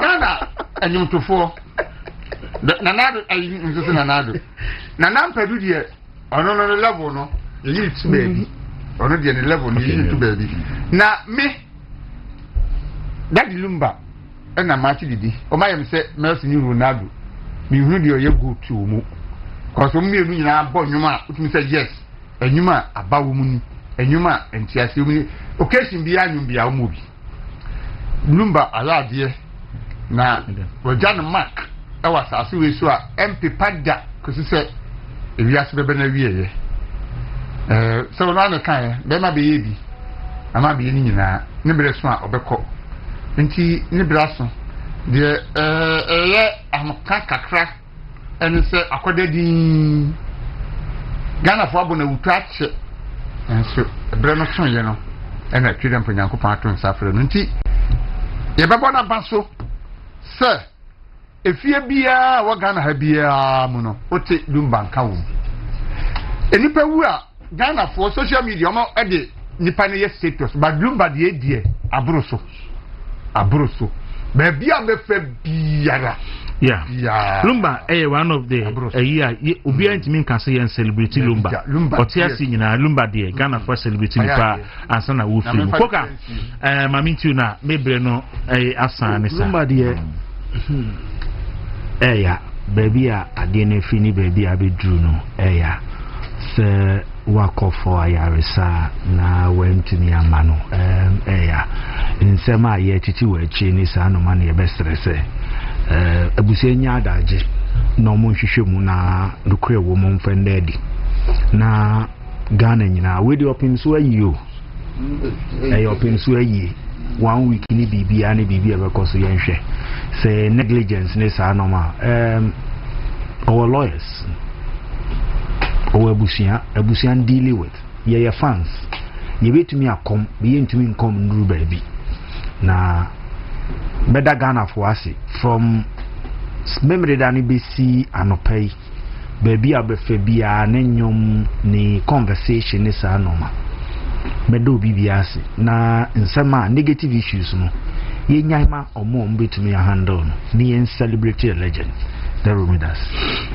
me da say Godon Daddy Lumba right Daddy Lumba o film me kai say Nigeria no musuo one of their all-time greatest musicians Fela Kuti Fela me kai Fela Kuti wu film no headline be by no matter icon bibi that was my first time met the word icon it before me parliament has in Nambusa papa like say machi and me question this and say icon a short form of iconoclastic it me question share Kwaku sana Lumbati why icon na enra child ne baye no apart say me ya na me ni asanji say we 60 years there wakuba wonko bin kai a young age but say celebrated because of a nema for the past 3 decades and nema waya mo mangana no Kwaku anodin intino yenkoso ne celebrate no abusafo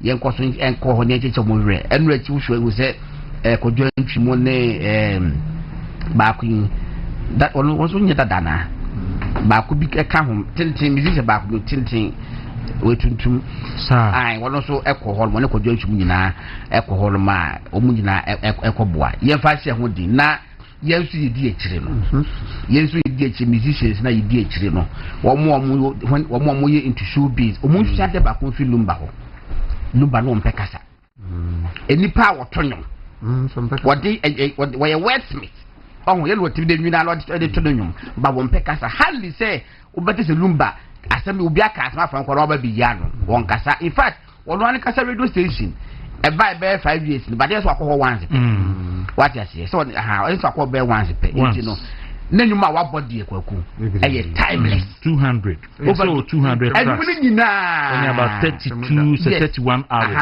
33 albums okay but on the social media buy I can tell you said social media buy and then go fast happy lumba some more because of a man tell me about be on social media omo to lumba nyom e ma lyrics the bible e ko fo teachim say no work lumba afeyan ko enyum no ye di ade mo time aso akratwam enya wa hia timetable no okay and family committee here na okay 29th of this month and na open of nominations and now August 28th and we close nominations on be vetting 15th to 22nd September. Okay. 15th to 22nd September. No, on my year. And now, most of the petition so obetim the about September 29th to 3rd October. And never be a count, but I'm not much none of Kwaku nominations. It is anything. All right. If I'm updated, was here to a banner. No be a 50% plus the Wahona. Round of the 14th February 2026. But of course, the madman run over the Ember. All right. Here are Kwaku at Asapon. I will Rahano pay. And no kind of Hana. Back is in America. And then there's a kind of Hana. Not more can be Krumasan. I'll crew Muhifa. Mampon. Okay. And this is the room in China. Miss Archie, I send the binti. Okay, so saying. Godon. You make go back. No party. Farmers measure. When you get that time got some more heaven. And then before they were Diablo. And you want to say, Casado from some permanent Bible canoe. Okay. Yakubu na.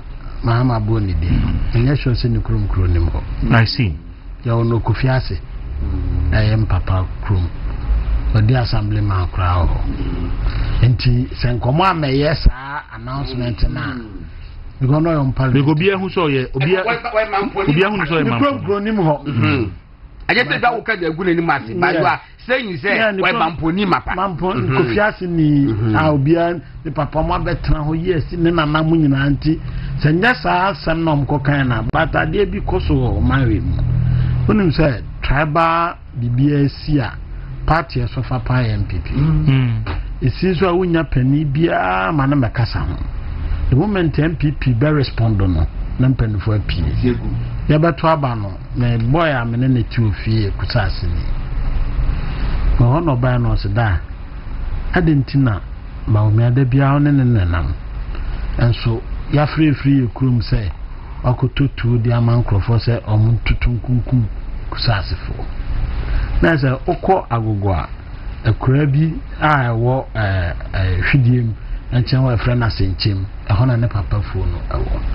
Ono ne papa nso so eba mo be ka kyerem se wo hu me ne ba me picture me kan che ba me ase ma on totu ma we fo no toto mo so asefo me ni se yen kra e di fi kromo eba e do so ne MP ni kasa no se go so ni ade nyina no sa ne ko ba e ma ko na ka janza da nya bo wa bo mo wi ase pa aba no de nka mentu ma ba o ya ono temen channel na kase nti okoto mani na ti a ebi anko anto nti akoti aye ba do okofa ahwede ba na na ayi kan no o se na anuwe na akofa ba na nkopon de onye ntrofo da nti so so kan say oba boko conflict be a thing of the past mu ne we ase nyina ye ho na se wi ase wote ho na manyo senti saa nipa dodo ewu Bawku ni nipa dodo ewu omose omu wo techima de na do so and so that be atachima na omo kan bo omu krofo de Bawku ni de omu Bawku for de sebe omu nye nipa the nyina nya opportunity ne kasa yen kasa ma be kan man na bom ne nya sa no ma na we na yese na we na yese na we na yese okay me so me da sinti me da mase ene ebre etie pa waso no ko mi ami wo bisin so ene no hey da sebre wo mpene ma di wi oh debi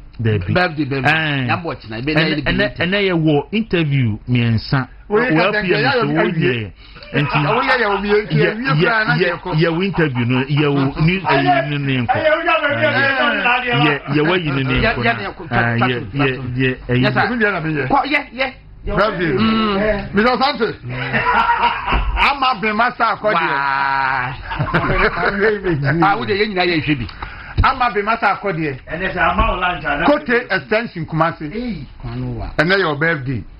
Now papa eno mama sa akodi ado. Student nessa na. Minimi die sa akodi ado any evidence akodi epuku. Eni unu ya ma no mi ense nyina se oboma happy birthday. You say mama papa no mo ma pa anti. Afe Mrs. Naomi Akomia Swenzi. Mrs. Naomi Akomia Swenzi. Yeah, my happy birthday. The other side, you a buy no or movement here. On per se bebo ni din ti me mo ni din. Oh we nana ya Owusu Swansea. Nana ya Owusu Swansea yire. Oh, okay. Nana ya Owusu Swansea. Constituency treasurer wo ofansa yiri na yire no. Yeah, my happy birthday. Man happy birthday. Sister Fia Jubi Kete. Okay. Sister Fia Jubi Kete. And now your birthday. Ma me no papa. Asofo Kwame Kire. Ene ma me Akosua Kwendu. Ene Christa Safo. For more akropon nyina. All right. I say you my happy birthday. Me da say asante dey adofo dance so say happy birthday ma money yaso wo turkey na if you sister enyonam dra enten e was amankese. So money happy birthday to you. Yaso sister dra say we show happy birthday and happy birthday so nkoma Eric crying Eric crying also say na wa wodanti adofo danso say ni senior brother no nti yen we show happy birthday enfa emanti yadamase me baba ko efe no madam Sarah Ekuban wo DHBC. Okay. Tiene udi the birthday. All right. Ghana Boundary Commission. Okay. Yen we show happy birthday. Happy okay. Enti nana boache ewo of bronze okumasi sisi anti o se ofre enti yentia no. That's why bobo dia to de no so na fi enye yi na yenkwe ni. Ye di ka de ni achemo nature med na yakoji enroll. Ye di kan akohwe mema no problem no. Mema problem e prostate na ya na yakese a Nema mo Johnson aye basabasa no ye bema odi 35 years ko o prostate ye kese na o Johnson so esesa eduma bia o Johnson ntraso ko Johnson ne bia kem o Johnson a wote ya ne ke kan nyina no Prostaplas mixture ena no pe ye kan fama wo oba obu nsa wote ya wo nsa bu nsisi so oba wanya yeast infection so die eye menstrual mixture ena afi obi a wo stomach ulcer na typhoid fever wo diarrhea na se indigestion won so aduane to yem na yem ya no odie no gastro mixture ko pebi no num na ebetu asem wade ho ba bi tonton aduro bi anacha medicine bi wo ha obenye bi ato o pebi etu ano afre 0248778899 0248778899 yakota bia heba center na yakoto nuro wo ho yeli kan ne tabia heba mixture o mudi aba no wo a wanya malaria na fever wo a ho tetutu won so wonu mato a wontimi ni die no munyina moduro eno no etimi tu sa ha we nyina sententem e ma wode wo ho be ma nso so wo fie no nso no ya de tabia ta kumaba ya de turmeric and flaccid black pepper ginseng ne ginger afrafra ne de aye eya dwuma o mementi mu se de godon kan se aduro bia ye se dwuma o mementi mu bia ehia further explanation enti wo beti ase enti wo ye be ma na wo hospital no so tiba fo ma wo hunu de se wo ye ba bia tuntun aduro bia benya tabia heba Mr. no tabia ta kum yi bia to se wo pe bia tua o number 0243 686861 0243 686861.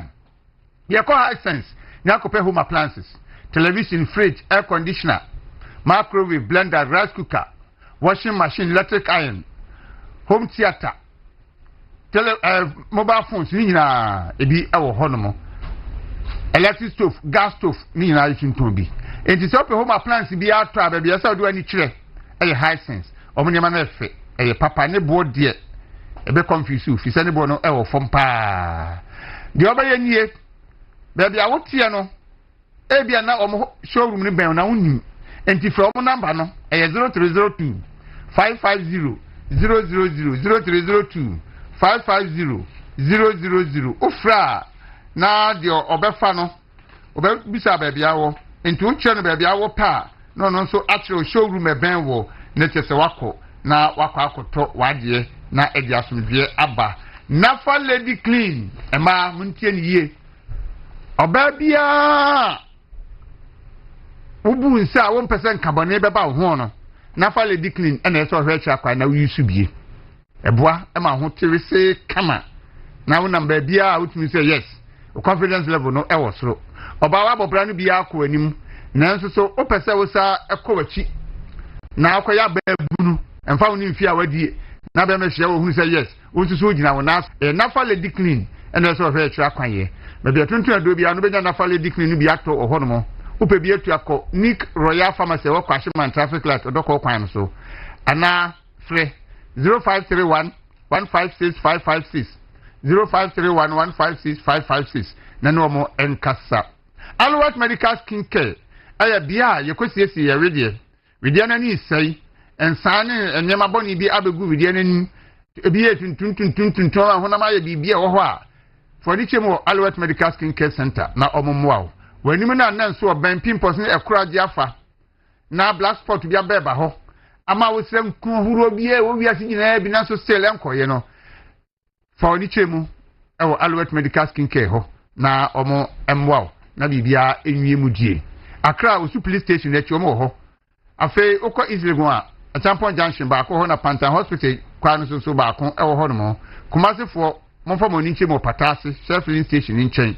kwa akoto won on number 0277 580559 0277 580559 eno mo nkasa na omobebo best brain publication about time wo banu school all kono a utre school fees akese no kakra bi a wo de beso so abo ama odi besua de ofie nso no mano eni wasenhia enkaso akoto school fees ane bo odnen enti teacher fo no abehwe no da bi mefie dia no so emwa no in fact abofra no befie no sua de man na nigia hwe best brain publication fin wo mo textbooks ahoro wo mo teaching and learning materials ahoro ni nyina no onye bi ma ofie a eboa no papa pamanaji mu bientem enti so cost na teacher de kan so a o no ano no na enyema ekoyie ama no every nursery 2 kg1 kg2 basic 1 to 6 DHS 1 to 3 subject bi a children school mu bia no best brain publications ewo ho textbooks and materials ahoro a obanu sunya ofie beboa no amana disunya akonna nimu pankro no eno mo abede kwa no so a La Posada Hotel echi ho no mo na obehu wo no mo o number 0507 200 07 200 200 and 0504 200 300 0504 200 300 Dr. Tam da so semen control say nyame Dawuro ma na wanya enura ide say yare ahoro bebri enti say yare bowa bomodi aso baba bidima for herbal clinic na onumo asaw yare de hia non se obeba eno kwa ene anodru condition e wo ho no se obeba enti we de bomodi an ye se test bi na abenyo se pragia bi na abenyo yemfa umra okada fra yemfa ntraso na yemfa nko ho unya koduru ho nko ade a doctor ya odije mfi oni na doctor fo ni nurse fo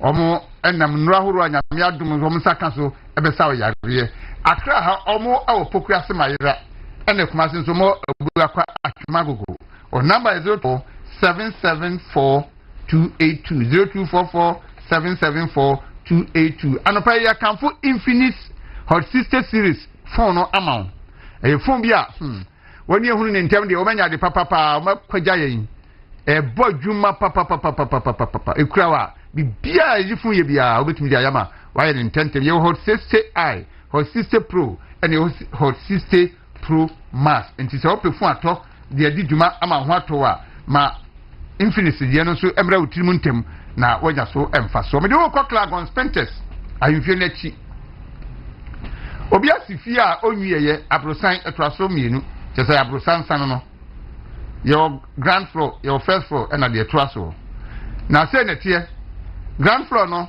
your single room self contained and a 2-bedroom apartment mawi first floor no your 6-bedroom apartment and also so omo awi afi dia katoa so nti o tona ultim kra betimi aye ne kakra na odi awi ehwa so your 4 plots of land eda ho no so ye ton nti se op plot no so op fie na ni nyina de besi bia no krado betimi eno waka ho asem ye number 0246 68 35 97 0246 68 35 97 and ye enkasa afe yanko Franco Estate wo SCP Estate kwano so kwabenya kwano so ha na obi asisi adan kama otonton o mu 6 bedroom eso ne form eso no 3 bedroom e form 3 bedroom eso living room e form living room and eso kitchen wo form kitchen so e ntiwe eye abusuami enukura betimi age na mutumu age kama mo anu wabrochira na mutie ye no da bia me ka che se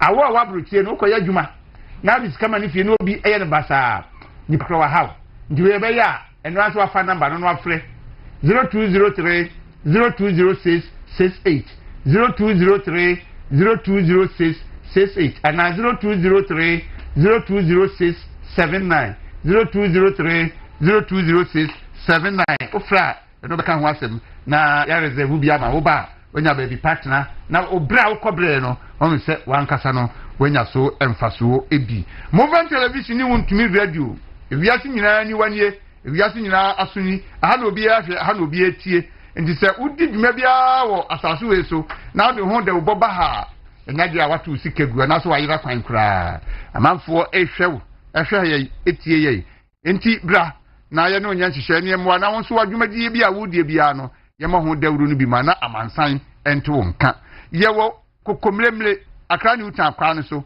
ofri circle na ebesna kwa fa odoras kwa no so ultra first traffic light intersection ho no a ebe 150 meters equal 200 meters no movement television untumi radio ye won sani fa so kwa no ho pe brabe hu marketing department for ne no mon transit na mo no nya nhihye na mo obi esese ye de bo bia ye mo na ho nto ne yenso ye ho nto ye kakra ye number ye 0509 301401 0509 301401 0592 589720 0592 589720 and 0246 375134 oba you know abeye bibia kama Exodus moringa capsules any Exodus dandelion capsules yenkojo onjajo ndiemra na enen so Exodus group of no me adom no way na me say reverend to the and only 97 million Ghana cedis. And then ye came a 5.7 billion. There were 5.7 billion Ghana cedis. What do quantity scale more? Not just a trillion. By 570. And I'm a boy. Baby. Emma, you say, and then Ura bread for ne a nipper in senior can home yenson. Omunko chesi kenu ohamu nchichemu eduesia no monfa ne aka na ne aka no ohamu nchichemu eduesia no eye 3.42 billion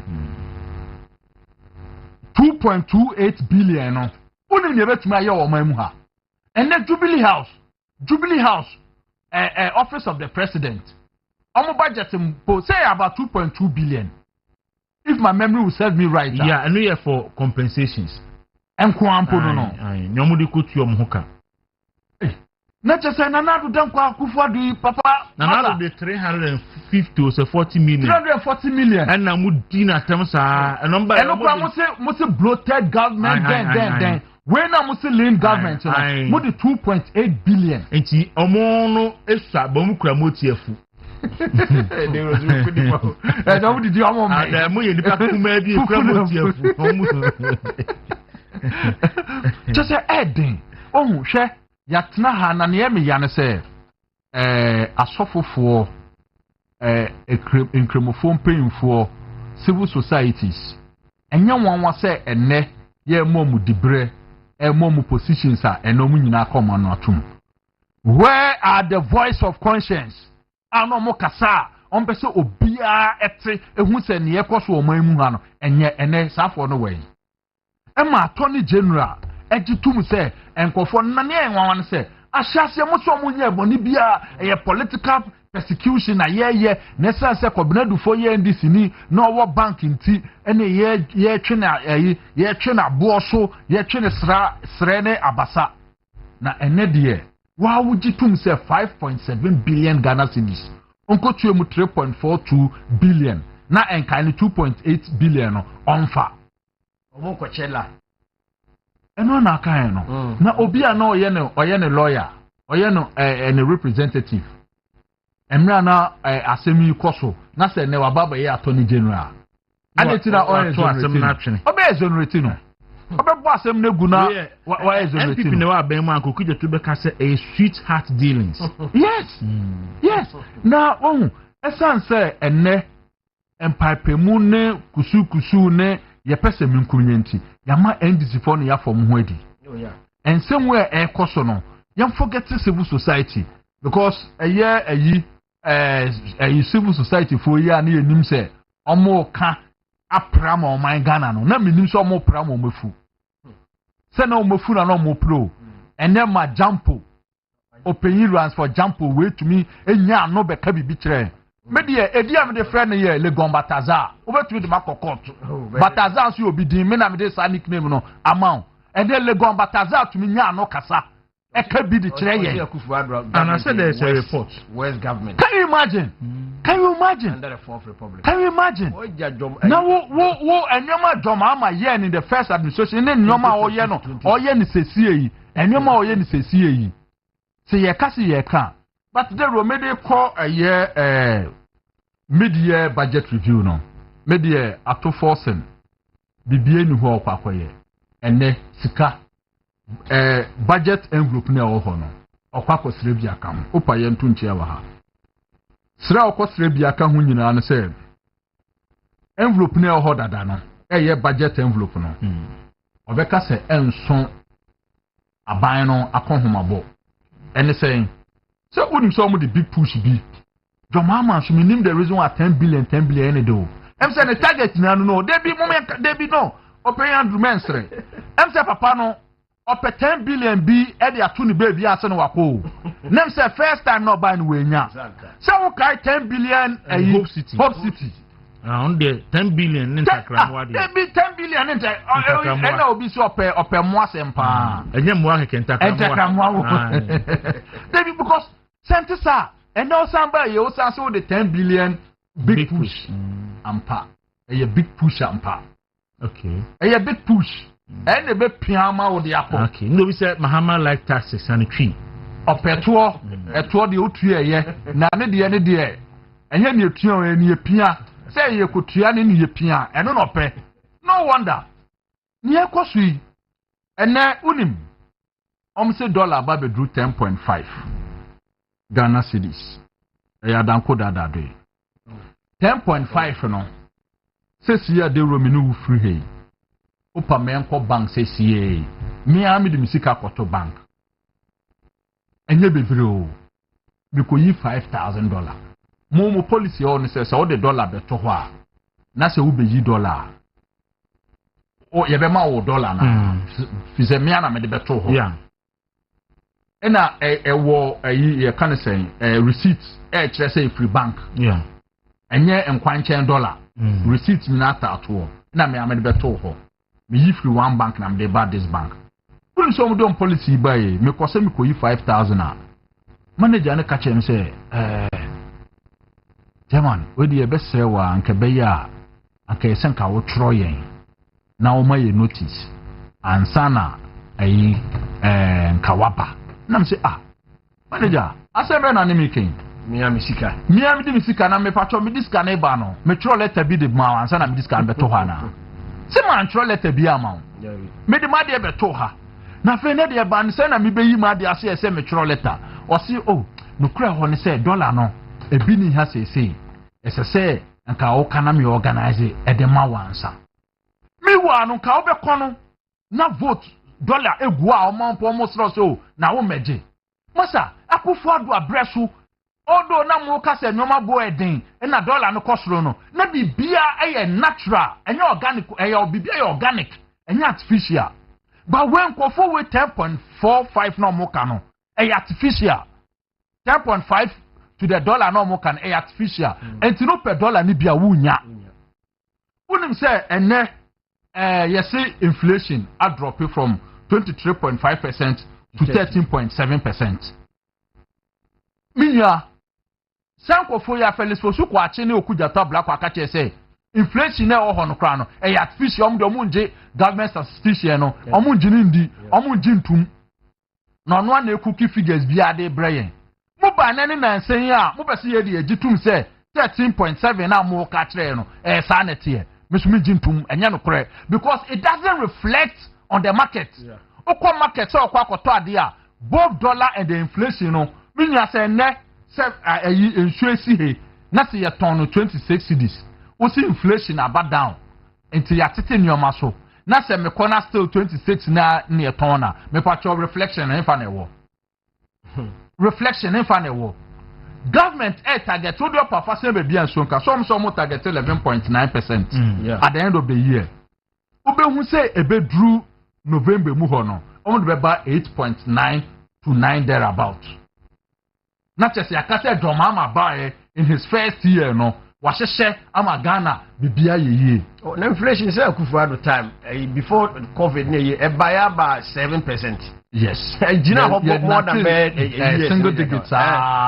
So it's yankofo yi ehye ya Dawuro omo ne yen edi wo mamu ha no media meka kire MPP ni bia say mpefo say achia na emui ne de no esene abebuo bia muma yen kan ye hommom ne yenya kukuduro ne yen hye ye ho den ne yen kan kire ye ho say 2028 whether rain or shine say Julius Debra no mde ne bo say asedu nketia no mde ne bo say John Mahama na mum no beba ende nkatuo beto and simple don't try John for 2 times no eno ti na ne look ye mu bi de ye nya kawoto I'm sending this signal mu pa mu be cheme mu owuntumi mi si form mu be cheme me say John Dramani Mahama u 2 times no wa ko wia po baby tina say asedu nketia na mde ne bebo say John Julius Debra na mde ne bebo ye de air crowd 2028, whoever emerges from the MPP, and I know for sure, say, Dr. Mahmoud Bawumia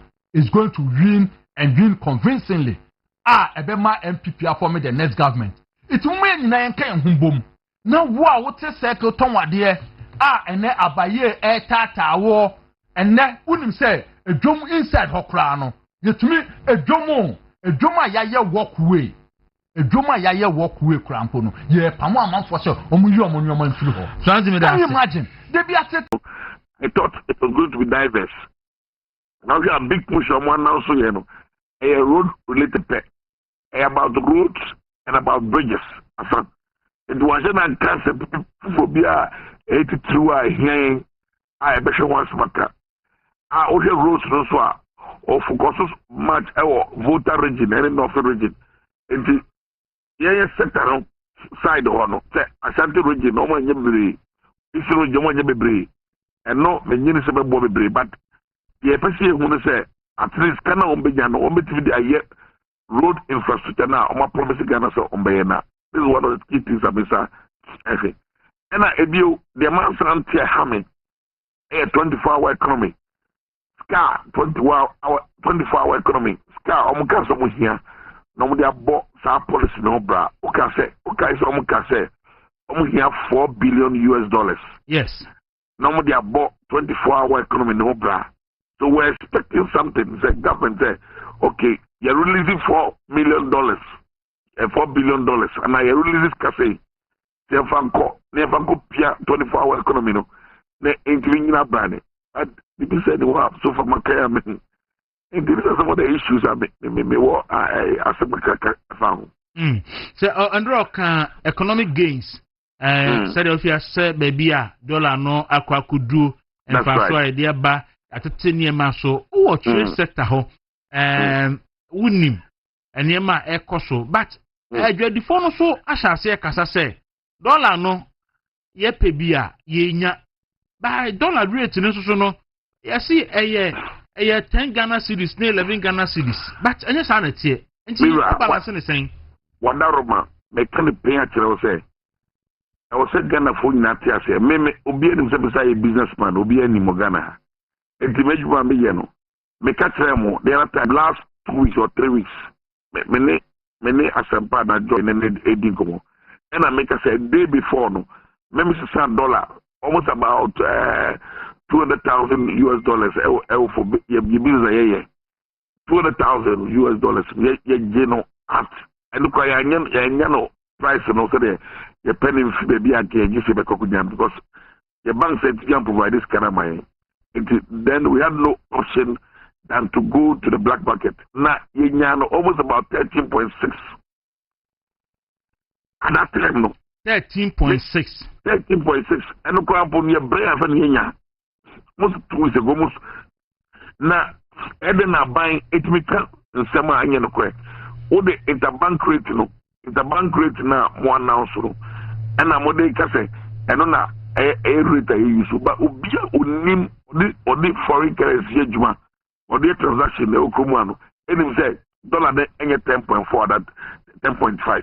Ubia. I mean, you know, it's a mistake of you know, I'm not that I'm one of my casa, the Opozoka. And then the credit, $10, said the Omokasa, you know, Esa. Anyway, the Bompire say, the Omopeso, and yes, that's in Pababo.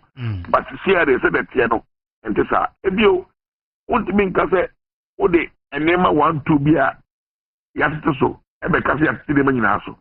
You are Menoti and this is one promise, yes, on bar. Cement, on my cement, so. Yes. Yeah, for so much cement, there was a charge, fee, yeah, or mutual port, if I know, clinker fumigation fee. Yeah, for so I buy my buying if you, then a bear, and car, a bit me a cement sorting. It was still enough port charges also. Make I say at a point in time, because you were Katiamon, so more than regularity. That's right. So cement sector. Price control. But me can't say a buy way buy. You fumigation charge free home. And you charge free home. But the main port charges in there, other import taxes, no, it was so far. It is cement bono and you see about 50 cities, no. Cement Gusudra, maybe Jana. It was around 120, around 110. And to be and they want and to be muff up. It's as I say, Nema Gusutono, Candyman Bibri, Omodia Cement, don't traffic no deba. Now import charges into the how and a VAT and go for Tia as so. When say averagely VAT you tell average more than 15%. Yes, sir. Ghana, your VAT put it together about 22%. Indeed. America say ko ba abaye dey me yi no we expecting say ko ba ko VAT so kwa ba 15%. Then go for one here ambakra. Onye sade we. Four charges until so. And the men na nema conform be say the omo bom mutim kasa nema conform no. Uko jaso na goto e body betim ba ko say na o check goto. And the oko village na goto so mo yer fofo. And na mo de ka in classem. Dabi. It me who is aqua, me who say the more cassette and name of no. It is just exaggeration. They are exaggerating there. As I'm not, I say, nature says, stabilization of the city. No, I mean, for now, no, it has not been bad. And yet, bad at the area, no. But the bomb pie is artificial. They say, I buy $2. Is it a cry up the good reserve, no? And also $2. One no, I said, I and to force Zaka you. Or say, no, as finance minister, I will take a say, you be very good for you, be a Nagana, I want it. I'm not number. And this year, one party, on the Babema, only a PR, and a settings of Pagana Gua. In some on the car, almost and Tono Moody, Nagana for between Guan away.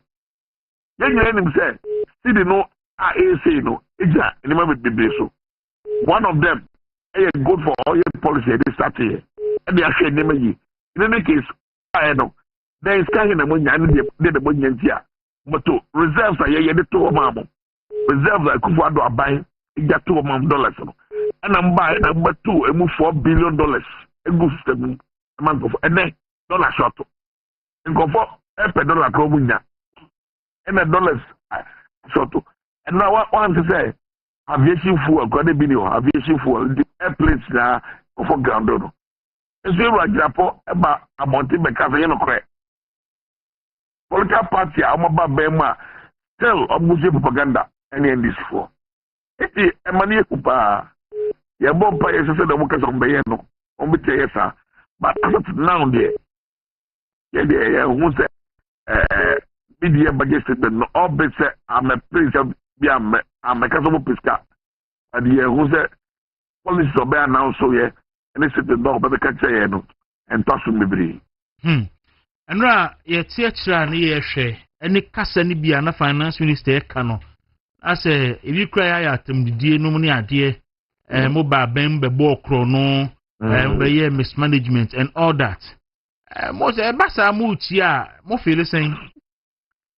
Ghana fo nyina be ye dance na me se ekofo ado aban e the policies are monumental policies are project e bin si na buy if it's a social project and buy a social project say say free senior high school the project we e go for do buy and you mismanaging funds ya the man college na school in kola omunni awofo in kola omunni say omunti bi nya dachi ye mom nya access school say ya the policy of 1D1F ya set up 322 companies 169 companies juma. Wow, roads, you're building roads, more than 5,000 kilometers of roads across the country, new roads. Wow, we did a lot of things, our Ghana. But about we, then Obetiaka say, or Ghana for Bitium, say, on better than the atom, no cancer, Bonia Fire. But then you know, even the Kufa buying Yabia, Yaminim, buying Ghana for enim set yo ye inti obi winka asem money fat hunni because won't mean kase ye buy e be mismanage Ghana ye buy any mismanage Ghana anka ye start to ma o e ma skara odi ye adwuma Ghana odi tu anko for campus wedo o buy no but 3 months unya we ye ho ye mismanage kan ke ye bi to ma o so tu aka ye mismanage kan ke the dollar be break go in our reserves e ma $1 wo be yi mu 4 billion de gukrum so destabilize the dollar. We have done it. We did a lot. I hear them, Papa. But I'm going to say goodwill. Into I'm say MPP are buying. But goodwill no, a depreciate cracker. Wow, a depreciate. By 1 year, 2 years, enough for a depreciate king. And no, and a Ghana for people say, and this are buying. A fakadam, crocodile down, and the sexes are buying. I see. Honorable, yada say, Eastern region there, menu nyina home region ene ho. Akwati anso ene wo haye ina by election eba. Dia na ekoso. Akwati by election ye go so. So nim say National Council Committee am power and make hobi. Okay. National Council Committee for Akwatiano. Akwatiano, ye power no last week on National Council. Okay. Me no ka say ye did 2 days Akwatiano that I call last week. Me honorable Abraham Cesare, honorable Kwame Yakudia, honorable Keno Senyako, Yeruja Chairman, Yeruja Secretary, and then elections and research of Sama MPP, Roy Evans Dimako, and also Chairman, Kotiane, Affairs Secretary, any members of the committee. Nasa Council did a whole election in Asensa. And the last week in the start here, Juma, and the Kwaku 2 days or Yakoye engagements. Enough. Ama, be a short say. The mere fact class the Riabo Mudu show say, Omuye Bibi at the Bois Pattern. Tebe said to Tafon, Omungas had the na, the Biano, Yansem, Nedabonting. NDC for yes, I do it. And I said, Yabacas NDC for crying in a year moon year. And yes, man, and yes, soon your banner same PP party. They be near the answer to Abonti. All because of say we should anymore any party percent. I think say it be a dream be say any party say oh me na me bo party no ka me na me tua bibia enti no san na tia de and see a me so me share penny pa ba ku bia me bo ni din actual offer o ka kire me say ono so ne resources so de ba no a o de boa party no o say even 2024 elections say ye na 5 nipa support party nipa say wan kan ho a na say nipa ko be enka no kre but on kan da mo bi ente but so tesen for the support on the party no the bia to party ni tiri ho a na odi ya so sa na tie de bedu ba bi a almost so will have to come out for people to know say see Daro ni na ka ona ye de party school na ba patriotic institute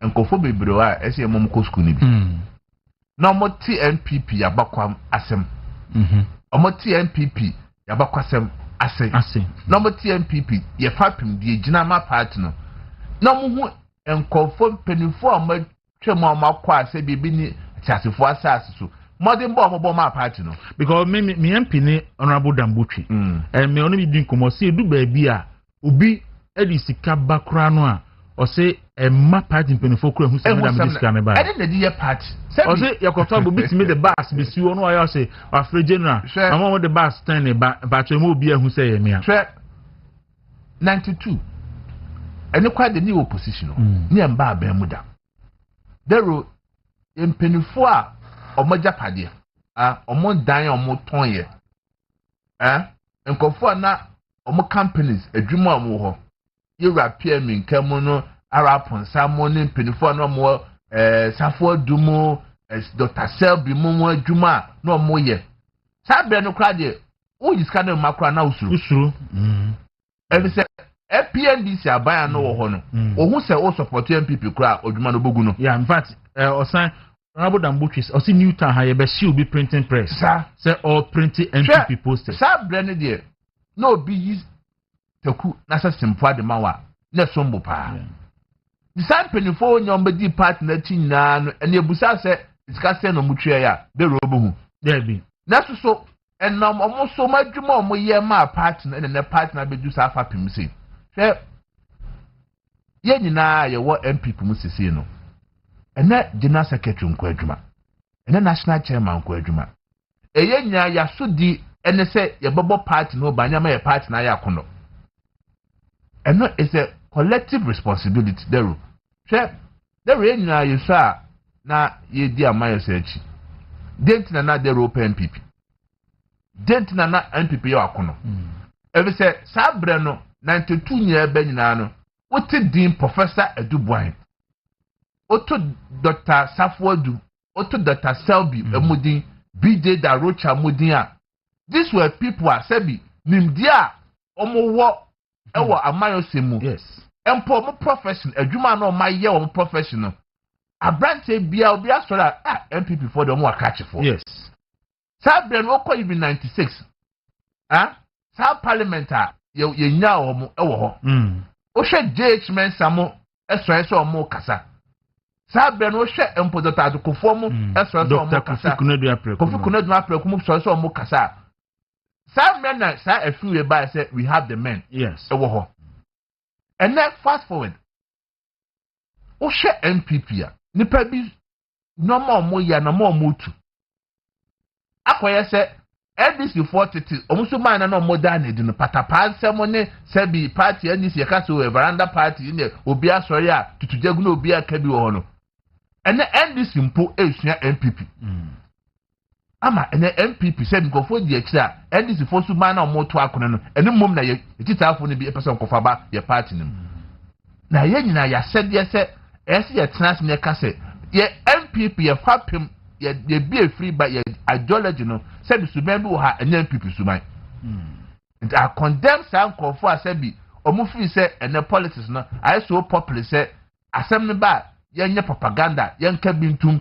yengu penifo wem enimu ase yentra penifo endi penifo nyatem no ene MPP su ne ban the school na ba ne de eso obia no obo modern se oboko patriotic institute ni bi se bia mo se ye party no ye fapim nie na se ne gina ma party no there remain no afro ma member motions no menim ebra dodo a and your best era Chris Kwaku no the kakra kan ho say good morning please extend my gratitude to JFK and his team on behalf of all executive and members of the external branches for his continued support He's never forgotten us, and we will rightly reward him again when the time comes. God bless the NPP, and thank you very much for the incredible work you are doing.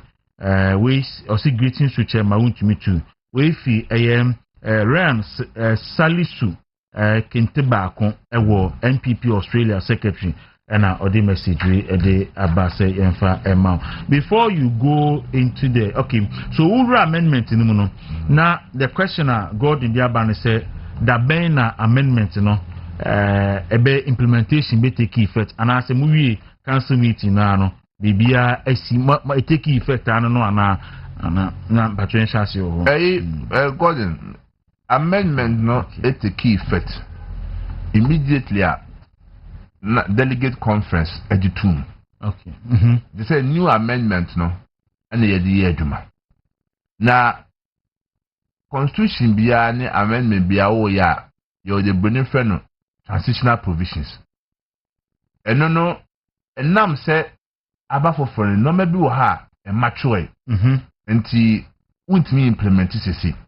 this had done me kai said where from Davis or can 56 motions in the area no or can motions on transition provisions and then say National Council adhere to say January 31st yanto presidential primaries and now say expansion wo electoral college no and then you say former constituency officers enyan to be former members of parliament enyan to be former parliamentary candidates enyan to be former MMDCs enyan to be former ministers are more card bearing members and deputy ministers or more card bearing members of MPP and to be some conform there Dawuro yanko to swaba omo de yenu omo dada meboa and after so current executives or Moses na ehono former MPs ne de no ehomo can say former MPs and former MPs or more card bearing members o say MP be MP de o de MPP how get to claim am former MP but no to join the NDC so do what there be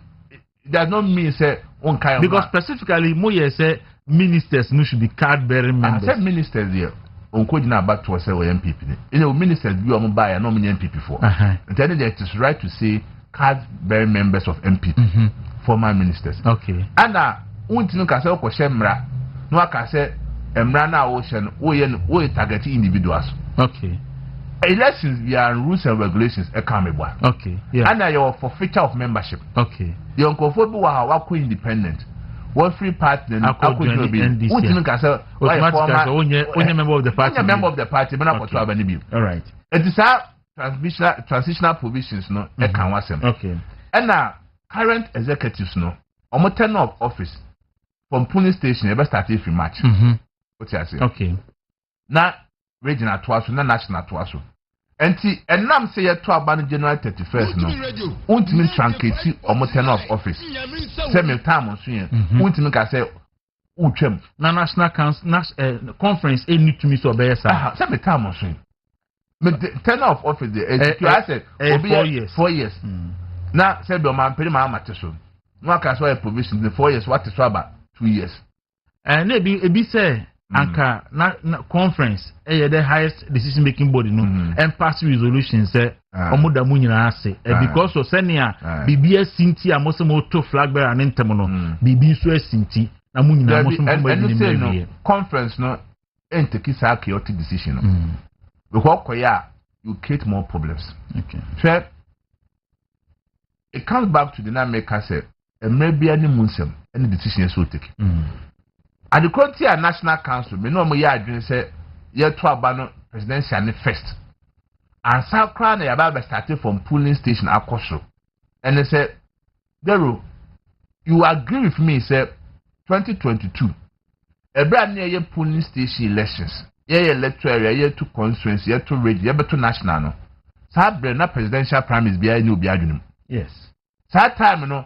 Now now so about the atom yes we ho ye pa me so say ye benya kwan akalumba ho asem kakra betimi de ashase okay mami mate makama rapo ameni good morning yeah okay adenta kalumba ho asem opeso kanumba ho asema kanumba ho asema na fi menko chema ho ansampu na mekoso ma menfa ntia kese emma otumfo sei tutu asante hene na machia ne siketu na sikantua hene daro lumba ninyuma medepa almost say Harry na utie from 5th minute na asena oka incrushes be,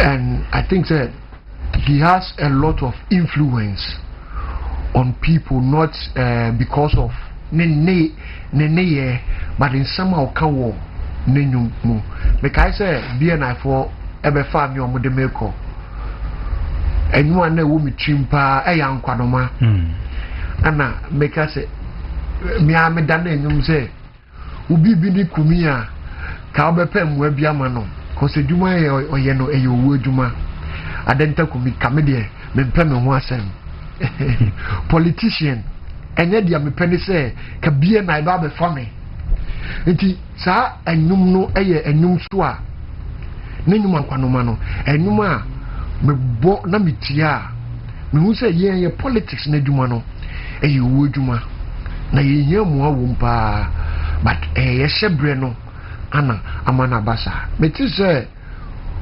lumba wu no eye me happy because of the kind of influence he has, but dero wabobra obia otimi meka se nkofo ye kan nkofo mo bo MPP mo ba power lumba ka ho sa ne num na oye winner no. Yeah, it was one of the most played songs. No, in the history of Ghana, obia ni hono mo a why political song made there for elections. Yes, you say lumba only nenum sa na a call for elections. A call 2008, 2012, 2016 and then 2020.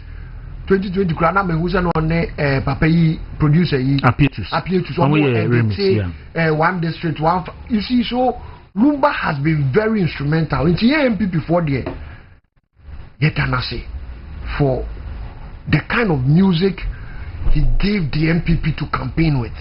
And I'm sure saying another dango gufado so Edanase pa Edanase. Now there will be a legend and then legends akeku and ye dine keku.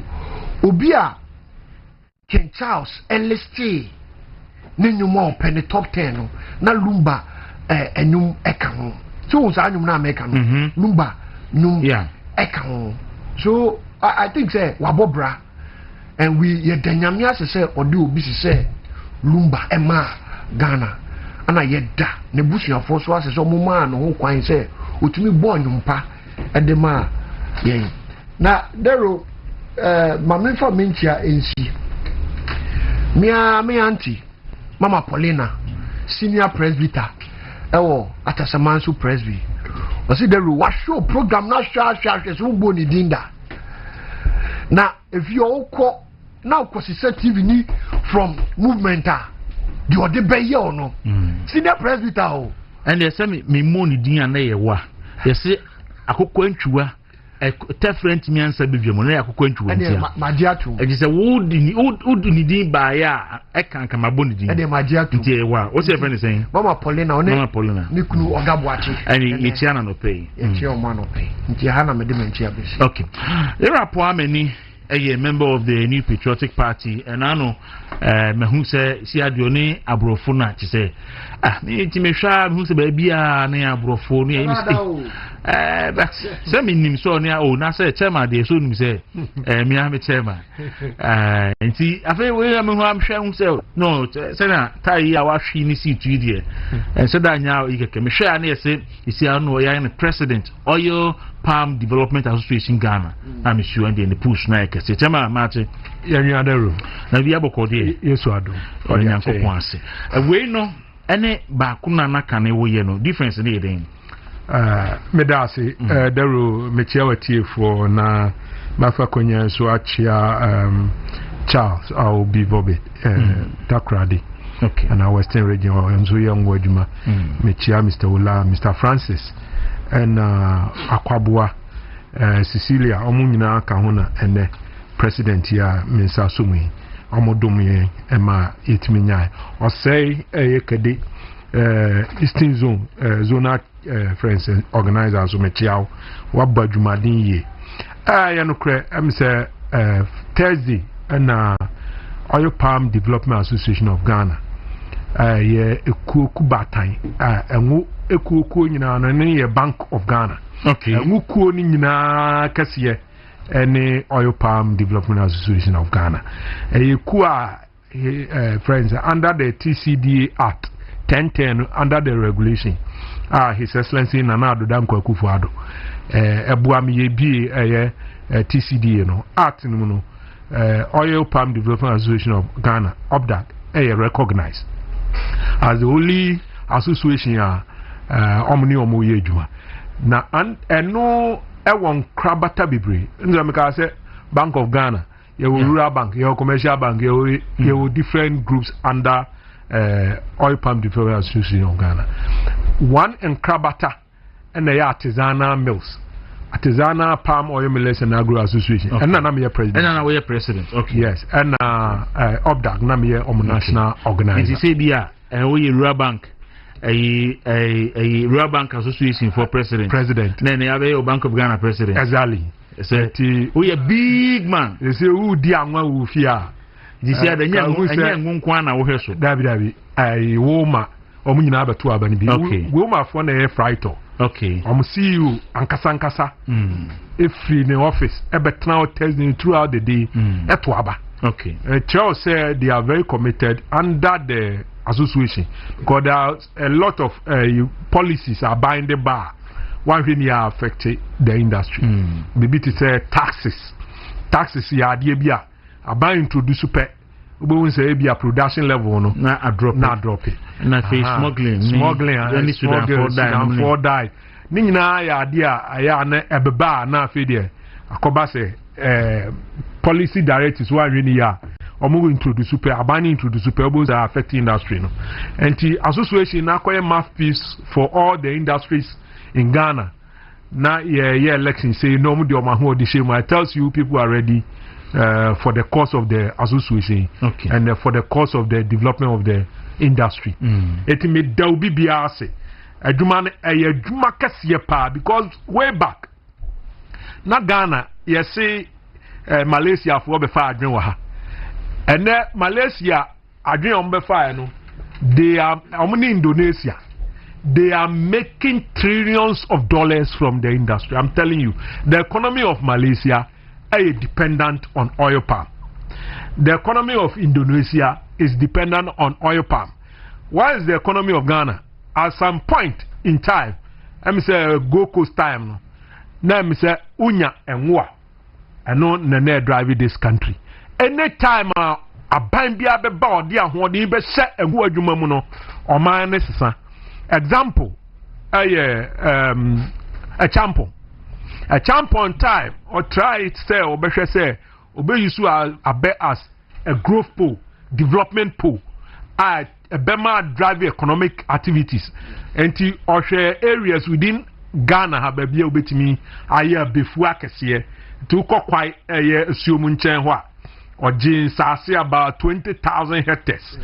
Oko Kumani Honso sa oko trifo trifo himai area who also koje top as I say about 15,000 hectares and no call nopa call benso which is western region and also koye hectares and as of today I can tell you within a run of about 40 kilometers radius obi a wada increase in India depending on abe wasi dan abe wahwe the bus square abe waye bibia wona brabu ma abe. So it tells you it's an industry as any government taking a bold decision to develop it a bit changing the status quo of the people abe bua ba nankasa o aba na sa o taxes enkrofo nankasa nkasa ho beto mo because nipa onyeska na ne ho eyi no into sector no as of today Dawuro yewo ansasi a yadua be so almost about 305,000 hectares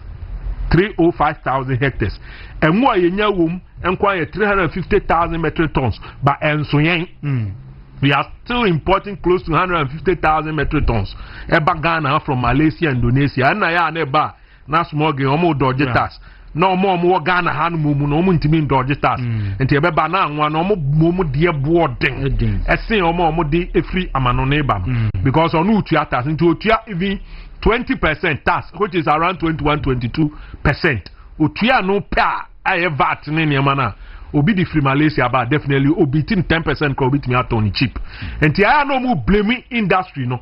Say as yen niama boy heading. Me wa enye ya taxes are introduced in the system no. And until there more time no. Aya na me ya say yeti Ghana ha na me ti say e kra enwoba Ghana na me raho because enwodi ka ebetimi producing large quantity near export to crowd akobaby 100% intimate say yes akra enwodi ba Ghana ha that's from sem daru me catch plane ya rehosem na o kan history a ohun say aben ba bi e ko fa enyina afiri mpatamu ya obetimi de akoye adwuma look cocoa me compare with I'm not cocoa e won sase 1.5 million hectares.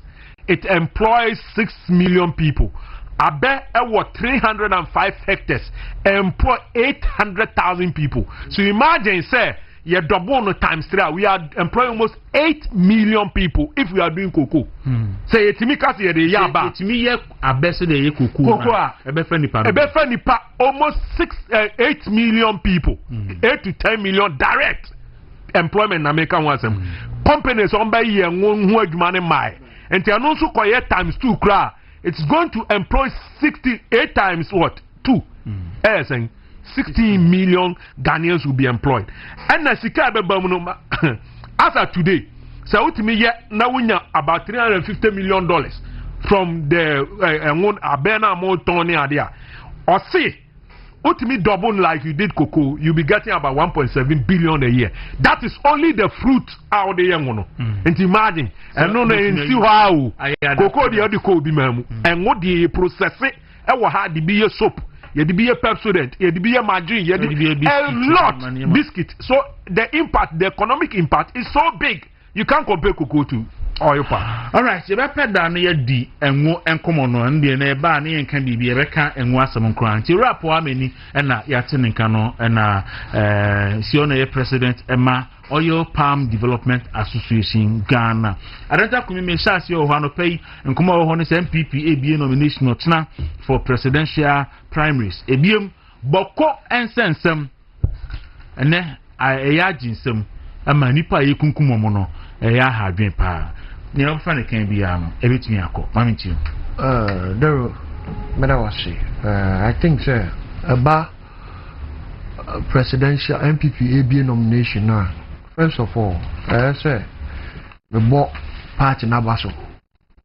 Sir, the party leadership has realized, sir, Adia AD and ADD will be say where you see we can wear some.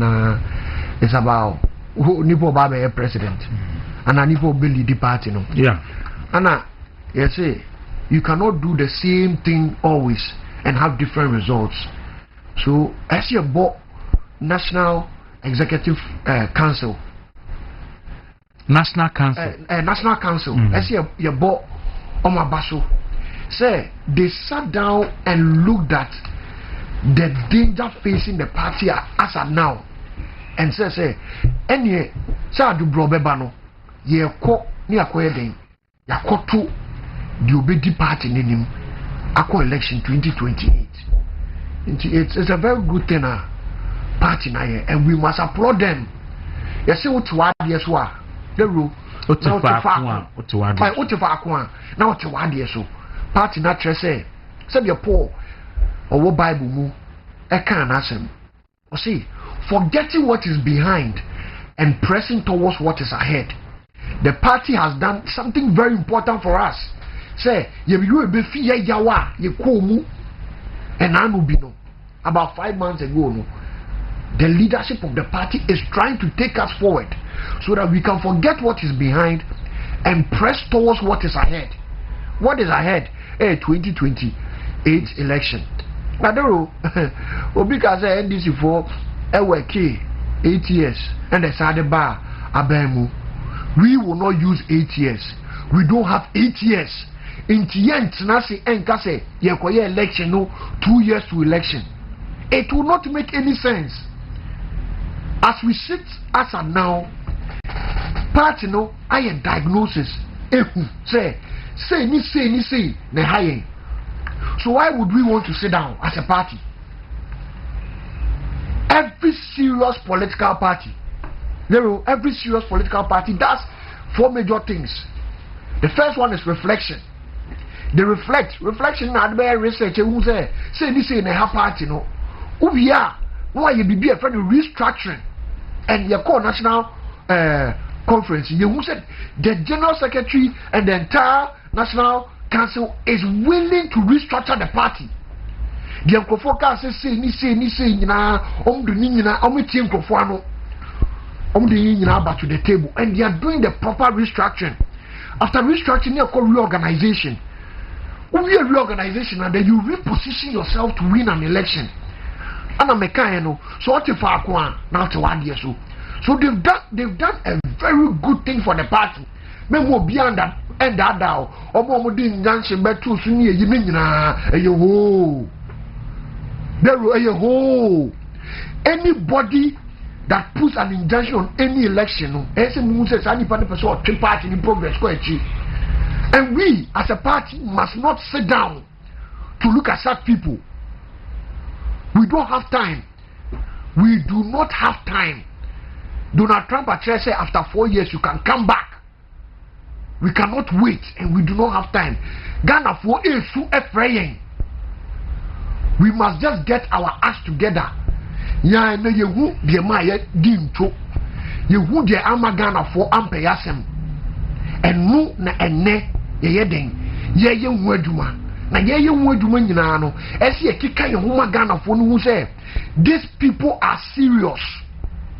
Now we train 2 years time and say why such a major election. You think Ghanaians have time for you? Now they will at the prayer as a film say who your candidate now feel say process no and boa dream who ye no say ye koye other processes nearby sometimes no bokan wa yemre. We need a strong candidate on every front. Now you can strong candidates it's about character and the credibility. Candidate obet me and what about party nim candidate you can't leadership and hey na young no. Dero you can't so your leader. It's not about so bad hey there be. Now what is the social phobia? You the casabrel and then how brasier and the deep in nim. And so party ne kono that is what we will seek from the people. Now Dero now say I mean who say now in the spirit of unity, no, Honorable Machopoku Prepe, the page so, and a conference here, Yakoi, Omu Posti, Niema, Posti Dr. Baumia, Posti Party General Secretary, Posti, Urakan de Japan. Anna, in Kofoba, I'll say, Omu Chow, say, Utimi, who Posti Obisana, na gallery of pictures, who Obitibi, Ebian, Kwana, Udimbe Basse. Dr. Matthew Poku Pepe ne posti. So in that, like for the year propaganda, hey, na po support it. They say na po yi na support free ba homia wa support it. Your friend say Kennedy Japan. Now I like something na po ba out Rebecca say. I like something he said. O say, o share dear Dr. Baumia Yamana. He cannot be ungrateful. And it taught me a lesson. Say, okay, you are grateful, you must show it in loyalty. Being grateful in loyalty. And so I'll say Dr. Machopoku Prempe has shown me, say, he had the opportunity to also go and say, so pray. But he believes in the good that Dr. Baumia Aya Amano. And I think say supporting Baumia, supporting Baumia no. We have to begin to tell people about the good in Baumia I keep telling people, say, the problem with Dr. Baumia is that, Papa Mawa, Unka, this year. And when they are doing their politics, they have to understand, say, politics, no, Ububia, San. And that, because Abuboyama, identify man can the no, and it will be unkai. If we are bravo, why the mammy, I'm a coach, and no one ever kai. Now, so me who say, ye bobia, me cousin Dr. Baumia, Wamia. Me support a medema Dr. Baumia. First of all, me wala na Dr. Baumia personal. Me birthday. Dr. Baumia personally called me to wish me. I was still with Alan then, but still, until me realize say he understands the politics differently. If you hear politics no issue and other role is yeah obi ehu, but obi o ye wona kumempa no. Ono anim say enye bibia na ye this year. But not about me politics no dey men fancy. Me da say adenta kumi. Who say who obi papa jinsesan. Na wodi the receipt. Nobody in Naponu say me omo di bi me team no ha. I think for 2022 video bi ana ye ka asem papa fa onabu kanaje fon ho e no mu twa be 1 minute or 2 minutes e no mo de caption to so Bawumia boys date Bawumia campaign for kanaje pon why would you do that? Then for send the way and we are we so do evidence say me issue disclaimer ka crazy but you see me enforce obi endorsement there you can't me chairman tiwi okoye ni ilesi we se me endorse no be can say my endorse no a na the nature ma oni se ma be mention ba bon tan be can say me endorse e be wi ase na agu mu wani mu ase yes and you know it should be fair say na poking na post picture na utwa no in a way na all the kwabon tin wi na po be can say on cancer what message are you sending across so my media chairman on this internal processes are do a that say nomination will be open chairman me da say Dawuro me dey say I mentioned the word called process every institution be a year juma money deep you know I am not unbelieving in processes. Processes with time, processes with location, processes with directives. The party, NPP party, now show although they believe in rule of law. I'm saying last week here, as delegate conference, Norma decided say free nekwe, maybe use the top down approach to elect our presidential candidate.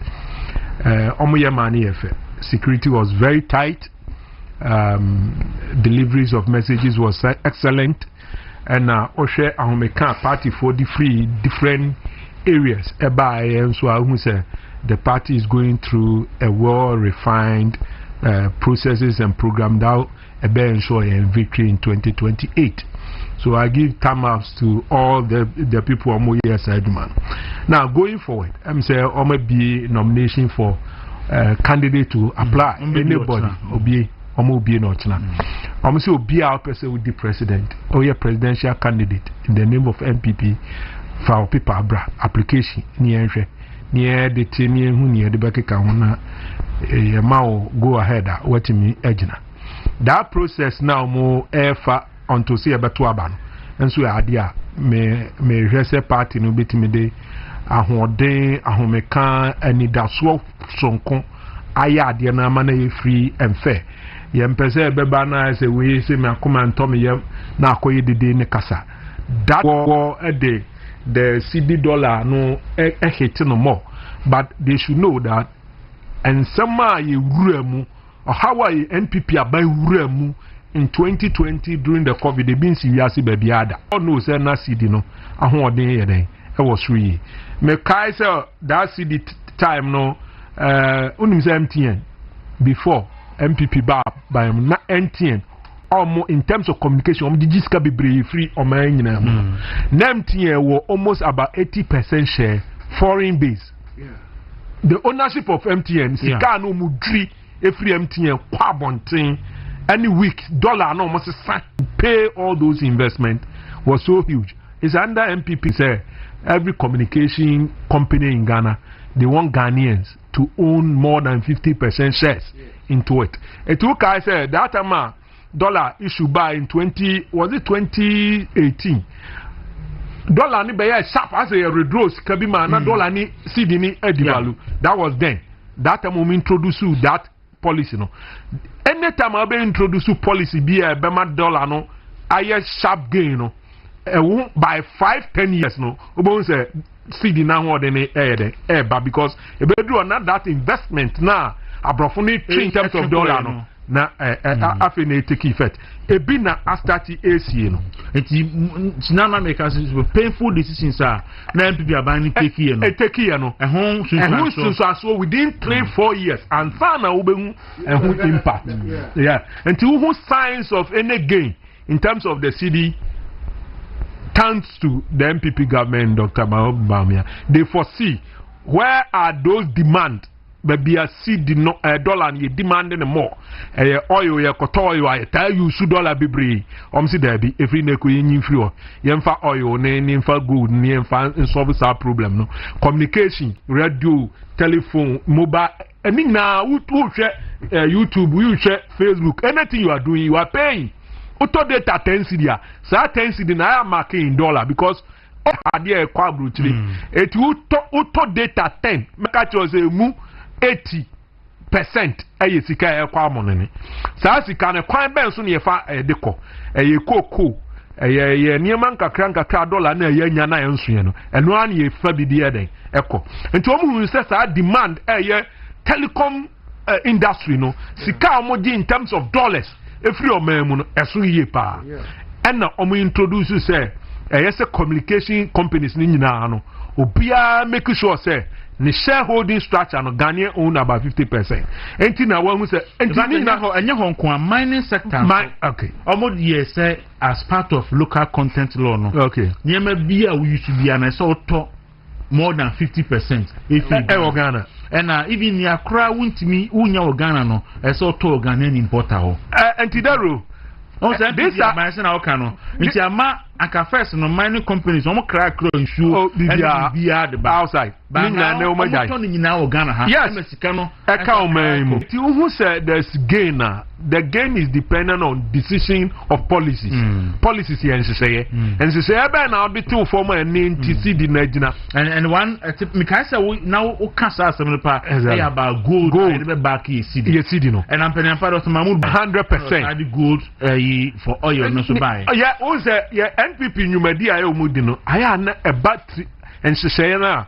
Emuotu enti munchechemu no aya enkofom ti nipa entiase enti ehun ba yade abebo o man kura ehun faso ba nipa ehun otiase because Ghana ye seed no a devalue from Nkrumah time e drew 1,000 or 10,000 in your so ba one is to what dollar or something like that I'm say 10 CD to $1 or something like that and that but that are not devalue in multiple times CD drew 1,000 times, and you better so. And now starting inside devalue, but okay, the rate of devaluation now, well managed. Make me like I say, government on my idea because as I now know, compare before Kufuor took over this your friend saying management of the economy, no, now CD na devalue pa. I can't papa paper yes you cry because if one CD is $100, $1 is 100 CDs. What is the use of it? Zero. You are. I mean, and the inflation, but and yeah, how are you? Woman, so many rate no so. And to say, baby, no who say okay, what? And you might buy ma ujis $1 and more. And to koyo cocoa ba na the year cocoa for 1.2 billion shema. No, be a quarter to toothpick. No, you will be $100 million. No, the carbon thing.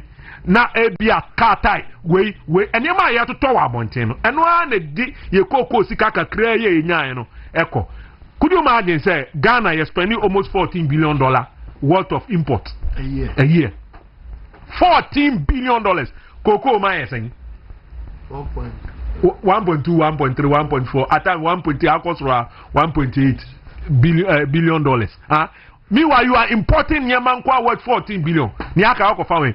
Then that your friend say gold. gold was giving us around $4 billion. Now it's around $7 billion. Huh? But the gold na ma buy ho. On the cocoa network cocoa board the same. And the dollar and buy direct. By the mineral section of your revenue no. And when individual and some me $1 me permit me to escrow account in Canada. I am a Ghana because I'm musica. But gold no enye a private sector nti obi $1 baby no keep no. Enti obetimi aka say na Ghana for export gold. Right? Omo export yes can ekwen. E ma Ghana. Companies like Newmont, Anglo Gold, all those big companies have offshore accounts. And to see Kano Honor Echo until say His Excellency Nana Danko Kufuado, Nena Bang, and who say you will be a friend gold for oil. Oh no more attack your friends and small scale industries. If you know better gold beyond Yama Fan Kwaman on it. Toma PMMC. Na PMMC so the Ama Bank of Ghana. Na Bank of Ghana the Akomo be open gold wabonting. Auto normally a swappy oil, normally I about memu. And the demand on the dollar no in Ghana no almost $4 billion no now for the omunya free. And yes, anka me catch a Ghana buy and na Ghana for sen cedi no kebedu 100 cedis, one cedi kebedu 100 cedis because the demand of the dollar no the dollar so be no after COVID nothing bibia e wo Ghana bia eso ye den etiko form. It imagine Ukoko saying at that time, I don't think say $1 billion. Coco didn't, yeah, in 2022-2023, Coco and Tinyama $1 billion.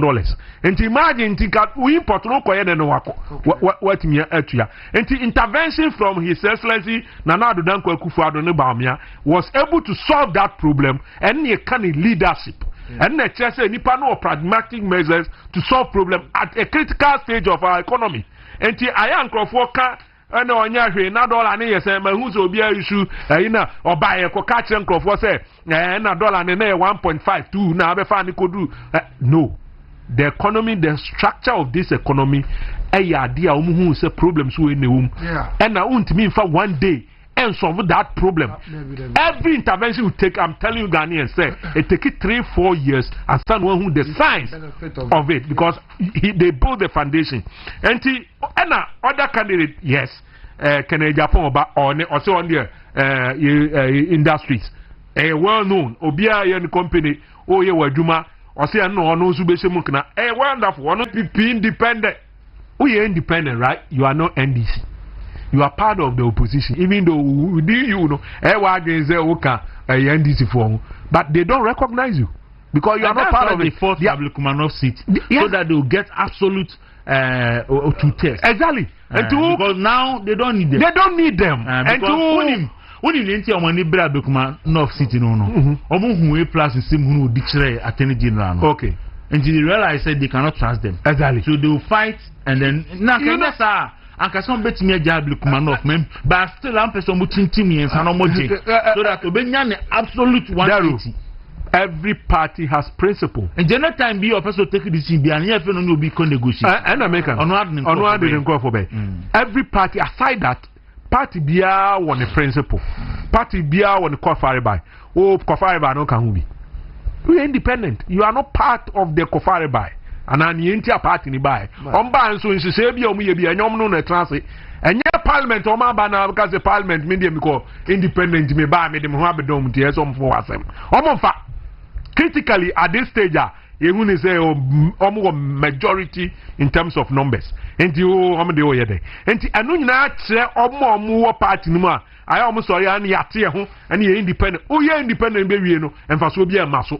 O constituency almost benefit free. Send your team if that's what you want, then continue to be dividing the party. Because all divide, you'll be affected. And then I say, who opposition? Alright? The BC out to me for Obi. 1 hour friend. 1 hour friend. Huh?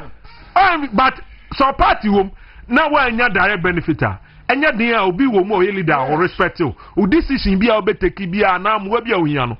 Danny Pana Unim no Wabam, no bet me I then call. And who never be 100%. Even those who benefited in terms of contract, in terms of positions and all that, and then Opa comment. If they will tell you right, say omo ti won omo ni omo so omo anya bibi correct omo nkasa no omo ni omo ene wo sorry a wo kwen as a minister wo sorry a wo kwen as former MP wo sorry a wo kwen as ordinary member of this party when your party is not in government enti mummy ensese ni enhwa adwenu mu ye ni enti mi nyansese a ye behu se ye one collective party ye nyere decision na babu ama nipa ba kwa eden awi ni power enya oni individuals nti ye ne sa na mateme ho ma yese sane o boss ye ni a ba ko ne boss on say asofo bi na share ne kom say obetimi edi president a just ko independent nti no until who free MPP no ho na na on pa kala yellow enye na sense there oka ala sema obedi president afei original wie no kumia ni ayen ketenkete original wie no afei oho so no TV a asofo na e ba say on reason obedi president o ma shen kom say ebi a shen kom ma be win ebi say ba o me be win no say asamba asaba no funny na say the two atwa wie o ho wie yeah o kan so for say me my main fa dey with enchim quick okay there Ghana Constitution Article 66 clause 2 I can say a person shall not be elected to hold office as president for Ghana for more than 2 terms. Yeah. And then the Constitution of Ghana define it straight. Article 66. Yeah. To the extent say, say if that thing has to be changed, you need a 2/3 referendum. You need more than I think more than 70% of the total registered voters. Almost 2 years, as I say, we need 80% to say yes. I think there's no way of meeting me. And you know why the Constitution made this provision like that? Also, we are there because the Constitution of Ghana does not want people to be greedy. The Constitution of Ghana disciplines people in such a way, say it doesn't want you to be greedy. And at the rule. Ubeti ni esi sofu bi shen komo ha say President Mahama be ko 3 terms and so ko 3rd term e kan wo there are precedents in this country and there is a reason why the Constitution does not want people to be greedy kumi enupo de how Mama yes or beko tete makubi so Ghana we enye national security obi anti meka so bia obi unconstitutional it's unconstitutional dero obi obeka se sofu obi obeka se nyame sia ka se sofu ni say san nyame no osom no enye nyame papa no osom no because no God believes in order God as a supreme being believes in order Bible who read First Corinthians chapter 14 verse 33 or say for God is not the author of confusion. If you say anything according to the Constitution of Ghana which God has blessed, you see God bless our homeland Ghana no we are adding our constitution to it. God is not an author of confusion. And to be a person who can be against the Constitution of Ghana no the person has a personal interest and therefore we must start greed now. We need to make a crazy 5 months now. I don't know why we even talk about this second term of Mahama. Third term of Mahama. It's something that is no go area. I say Dr. Nyawata Makura trust as well for only be here. Yes. Sa idea no say nyame ya trust. And I make catch say it's no go area. South of that stuff on they should know say no manyom ho. Na uprising they be to one say uprising be o many mo na bebre. Oh, because no my japade bebre. And uprising no so there Mahama attempted a third term na ebeba. We know all their homes. We know all their homes. We don't even have to add that. We know their homes. Say Mahama tries to obey submitting the Constitution of Ghana. Uprising it will cut. The Constitution of Ghana. Daru. Yes, sir. We've been since 1992. Near Ghana ni who saw a Ghana ni abattoir. One key area. Ma Obia involved as a Ghanaian abattoir. Yes. because it drew that time to select a leader. And who how make Ghana for war Emma or May. And the chess of they are involved in the decision making of this country. It is all by this I Buama Yina drew who I to me Didi Uncomo ye Kasa ye Namwa na opesa was saying and our Bekazu Yemfa Supreme Leader. Na Ade wa Afghanistan. Yo, Afghanistan. It's not maybe in person radio phone club di hunkomo. Mudin komana na yo mo desa se mo ka kranti yen share the solution somewhere because omuntiminye. Let's take it like that. There's no way they can even attempt it because decision is not in one head. That decision say will be a leader na menkwa na metimi abu o man enya de yaduma in Africa soil juma and it will never work anywhere. So for Hache a lot of ideas. No ideas. So Supreme Court interpretation say you can't say 2 terms is it. But I know that one of the Supreme Court justices selected or any clear. A term is a term. A term is 4 years and 2 terms. And that's all. Yes. So term for 4 years for 2 times for one person is enough. Your election year and your constitution is the same thing. Your president no transfer 8 years. Okay, 4 terms, which is 8 years. Okay, we drew hono oh yeah. Nania friend say we drew hono. Me contender which is Maswell Komi, a very good guy and or an audience so ever contest. We be who me Paul. Yenye say nanka or they do organize and nanka main drew. I'm so there be for us to make sure say oko grassroots normally recognize it so muka ho and we leader na association na grow the only way I be answer yenko to aba. And that day ono aduma oye or Frankfurt trani kamu omuko ko engage the people were very happy. The same thing the big political parties we do every 4 years. Drew that 1 year na 8 December you see tensions. The tension you immediate tension one. You better abandon you be no. You any rebel who ba kwesi fie design you ragu. You be no so take care. And these things are things that Democrats no must share resources because mama can say MPP to us dia. NDC for be so bad e Onyankopon person was said there okay enko no monzu ni kakra by better ayeden aje fi wom sam 2028 without decisions when we mobilize we can take back and to the resource na yes and no betumi abedi and then we try to see how we can do it and to obi kwaya na adwen say even within their political party they won't understand they won't within their party they won't be tolerated it mom yen kohokra yen keka ho asem and eza na yom there na me we not even the best ha na maka say Ghana for say Yera Mahama try ono abeli no ho or try so better try sir and I am there say if you bit senya hotamakru nchen bai because hotamakru no Jomahama ni nu Ibrahim Mahama ne wo fu se ne wo fa no because of Ibrahim nti and na hotamakru so ya we DMPP for atemwa because or ye abusu adwuma e align with Jomahama ne abusuafo. So if he of all people will come and advise him say John China one ko because constitution no etia and Ghana for nyina etia ya ma 2 Ghana for no wadi the assemblyman be former vice president akwa ba sa ba be biem oba ye gold board we wafa nyina ntini obenya bia wanya wie obere so a fato na kono bi so metwa so ene na akufo ayi an MPP your former president for me MPP papa party ni papa enti your former president mi na we are not greedy madam Asibebre we are not greedy that luma na ekwe midiri Kwaku Dawuro Yera Chris Kwaku eni ebusuan for technical production ni nyina me do mu nyina da obi asi all right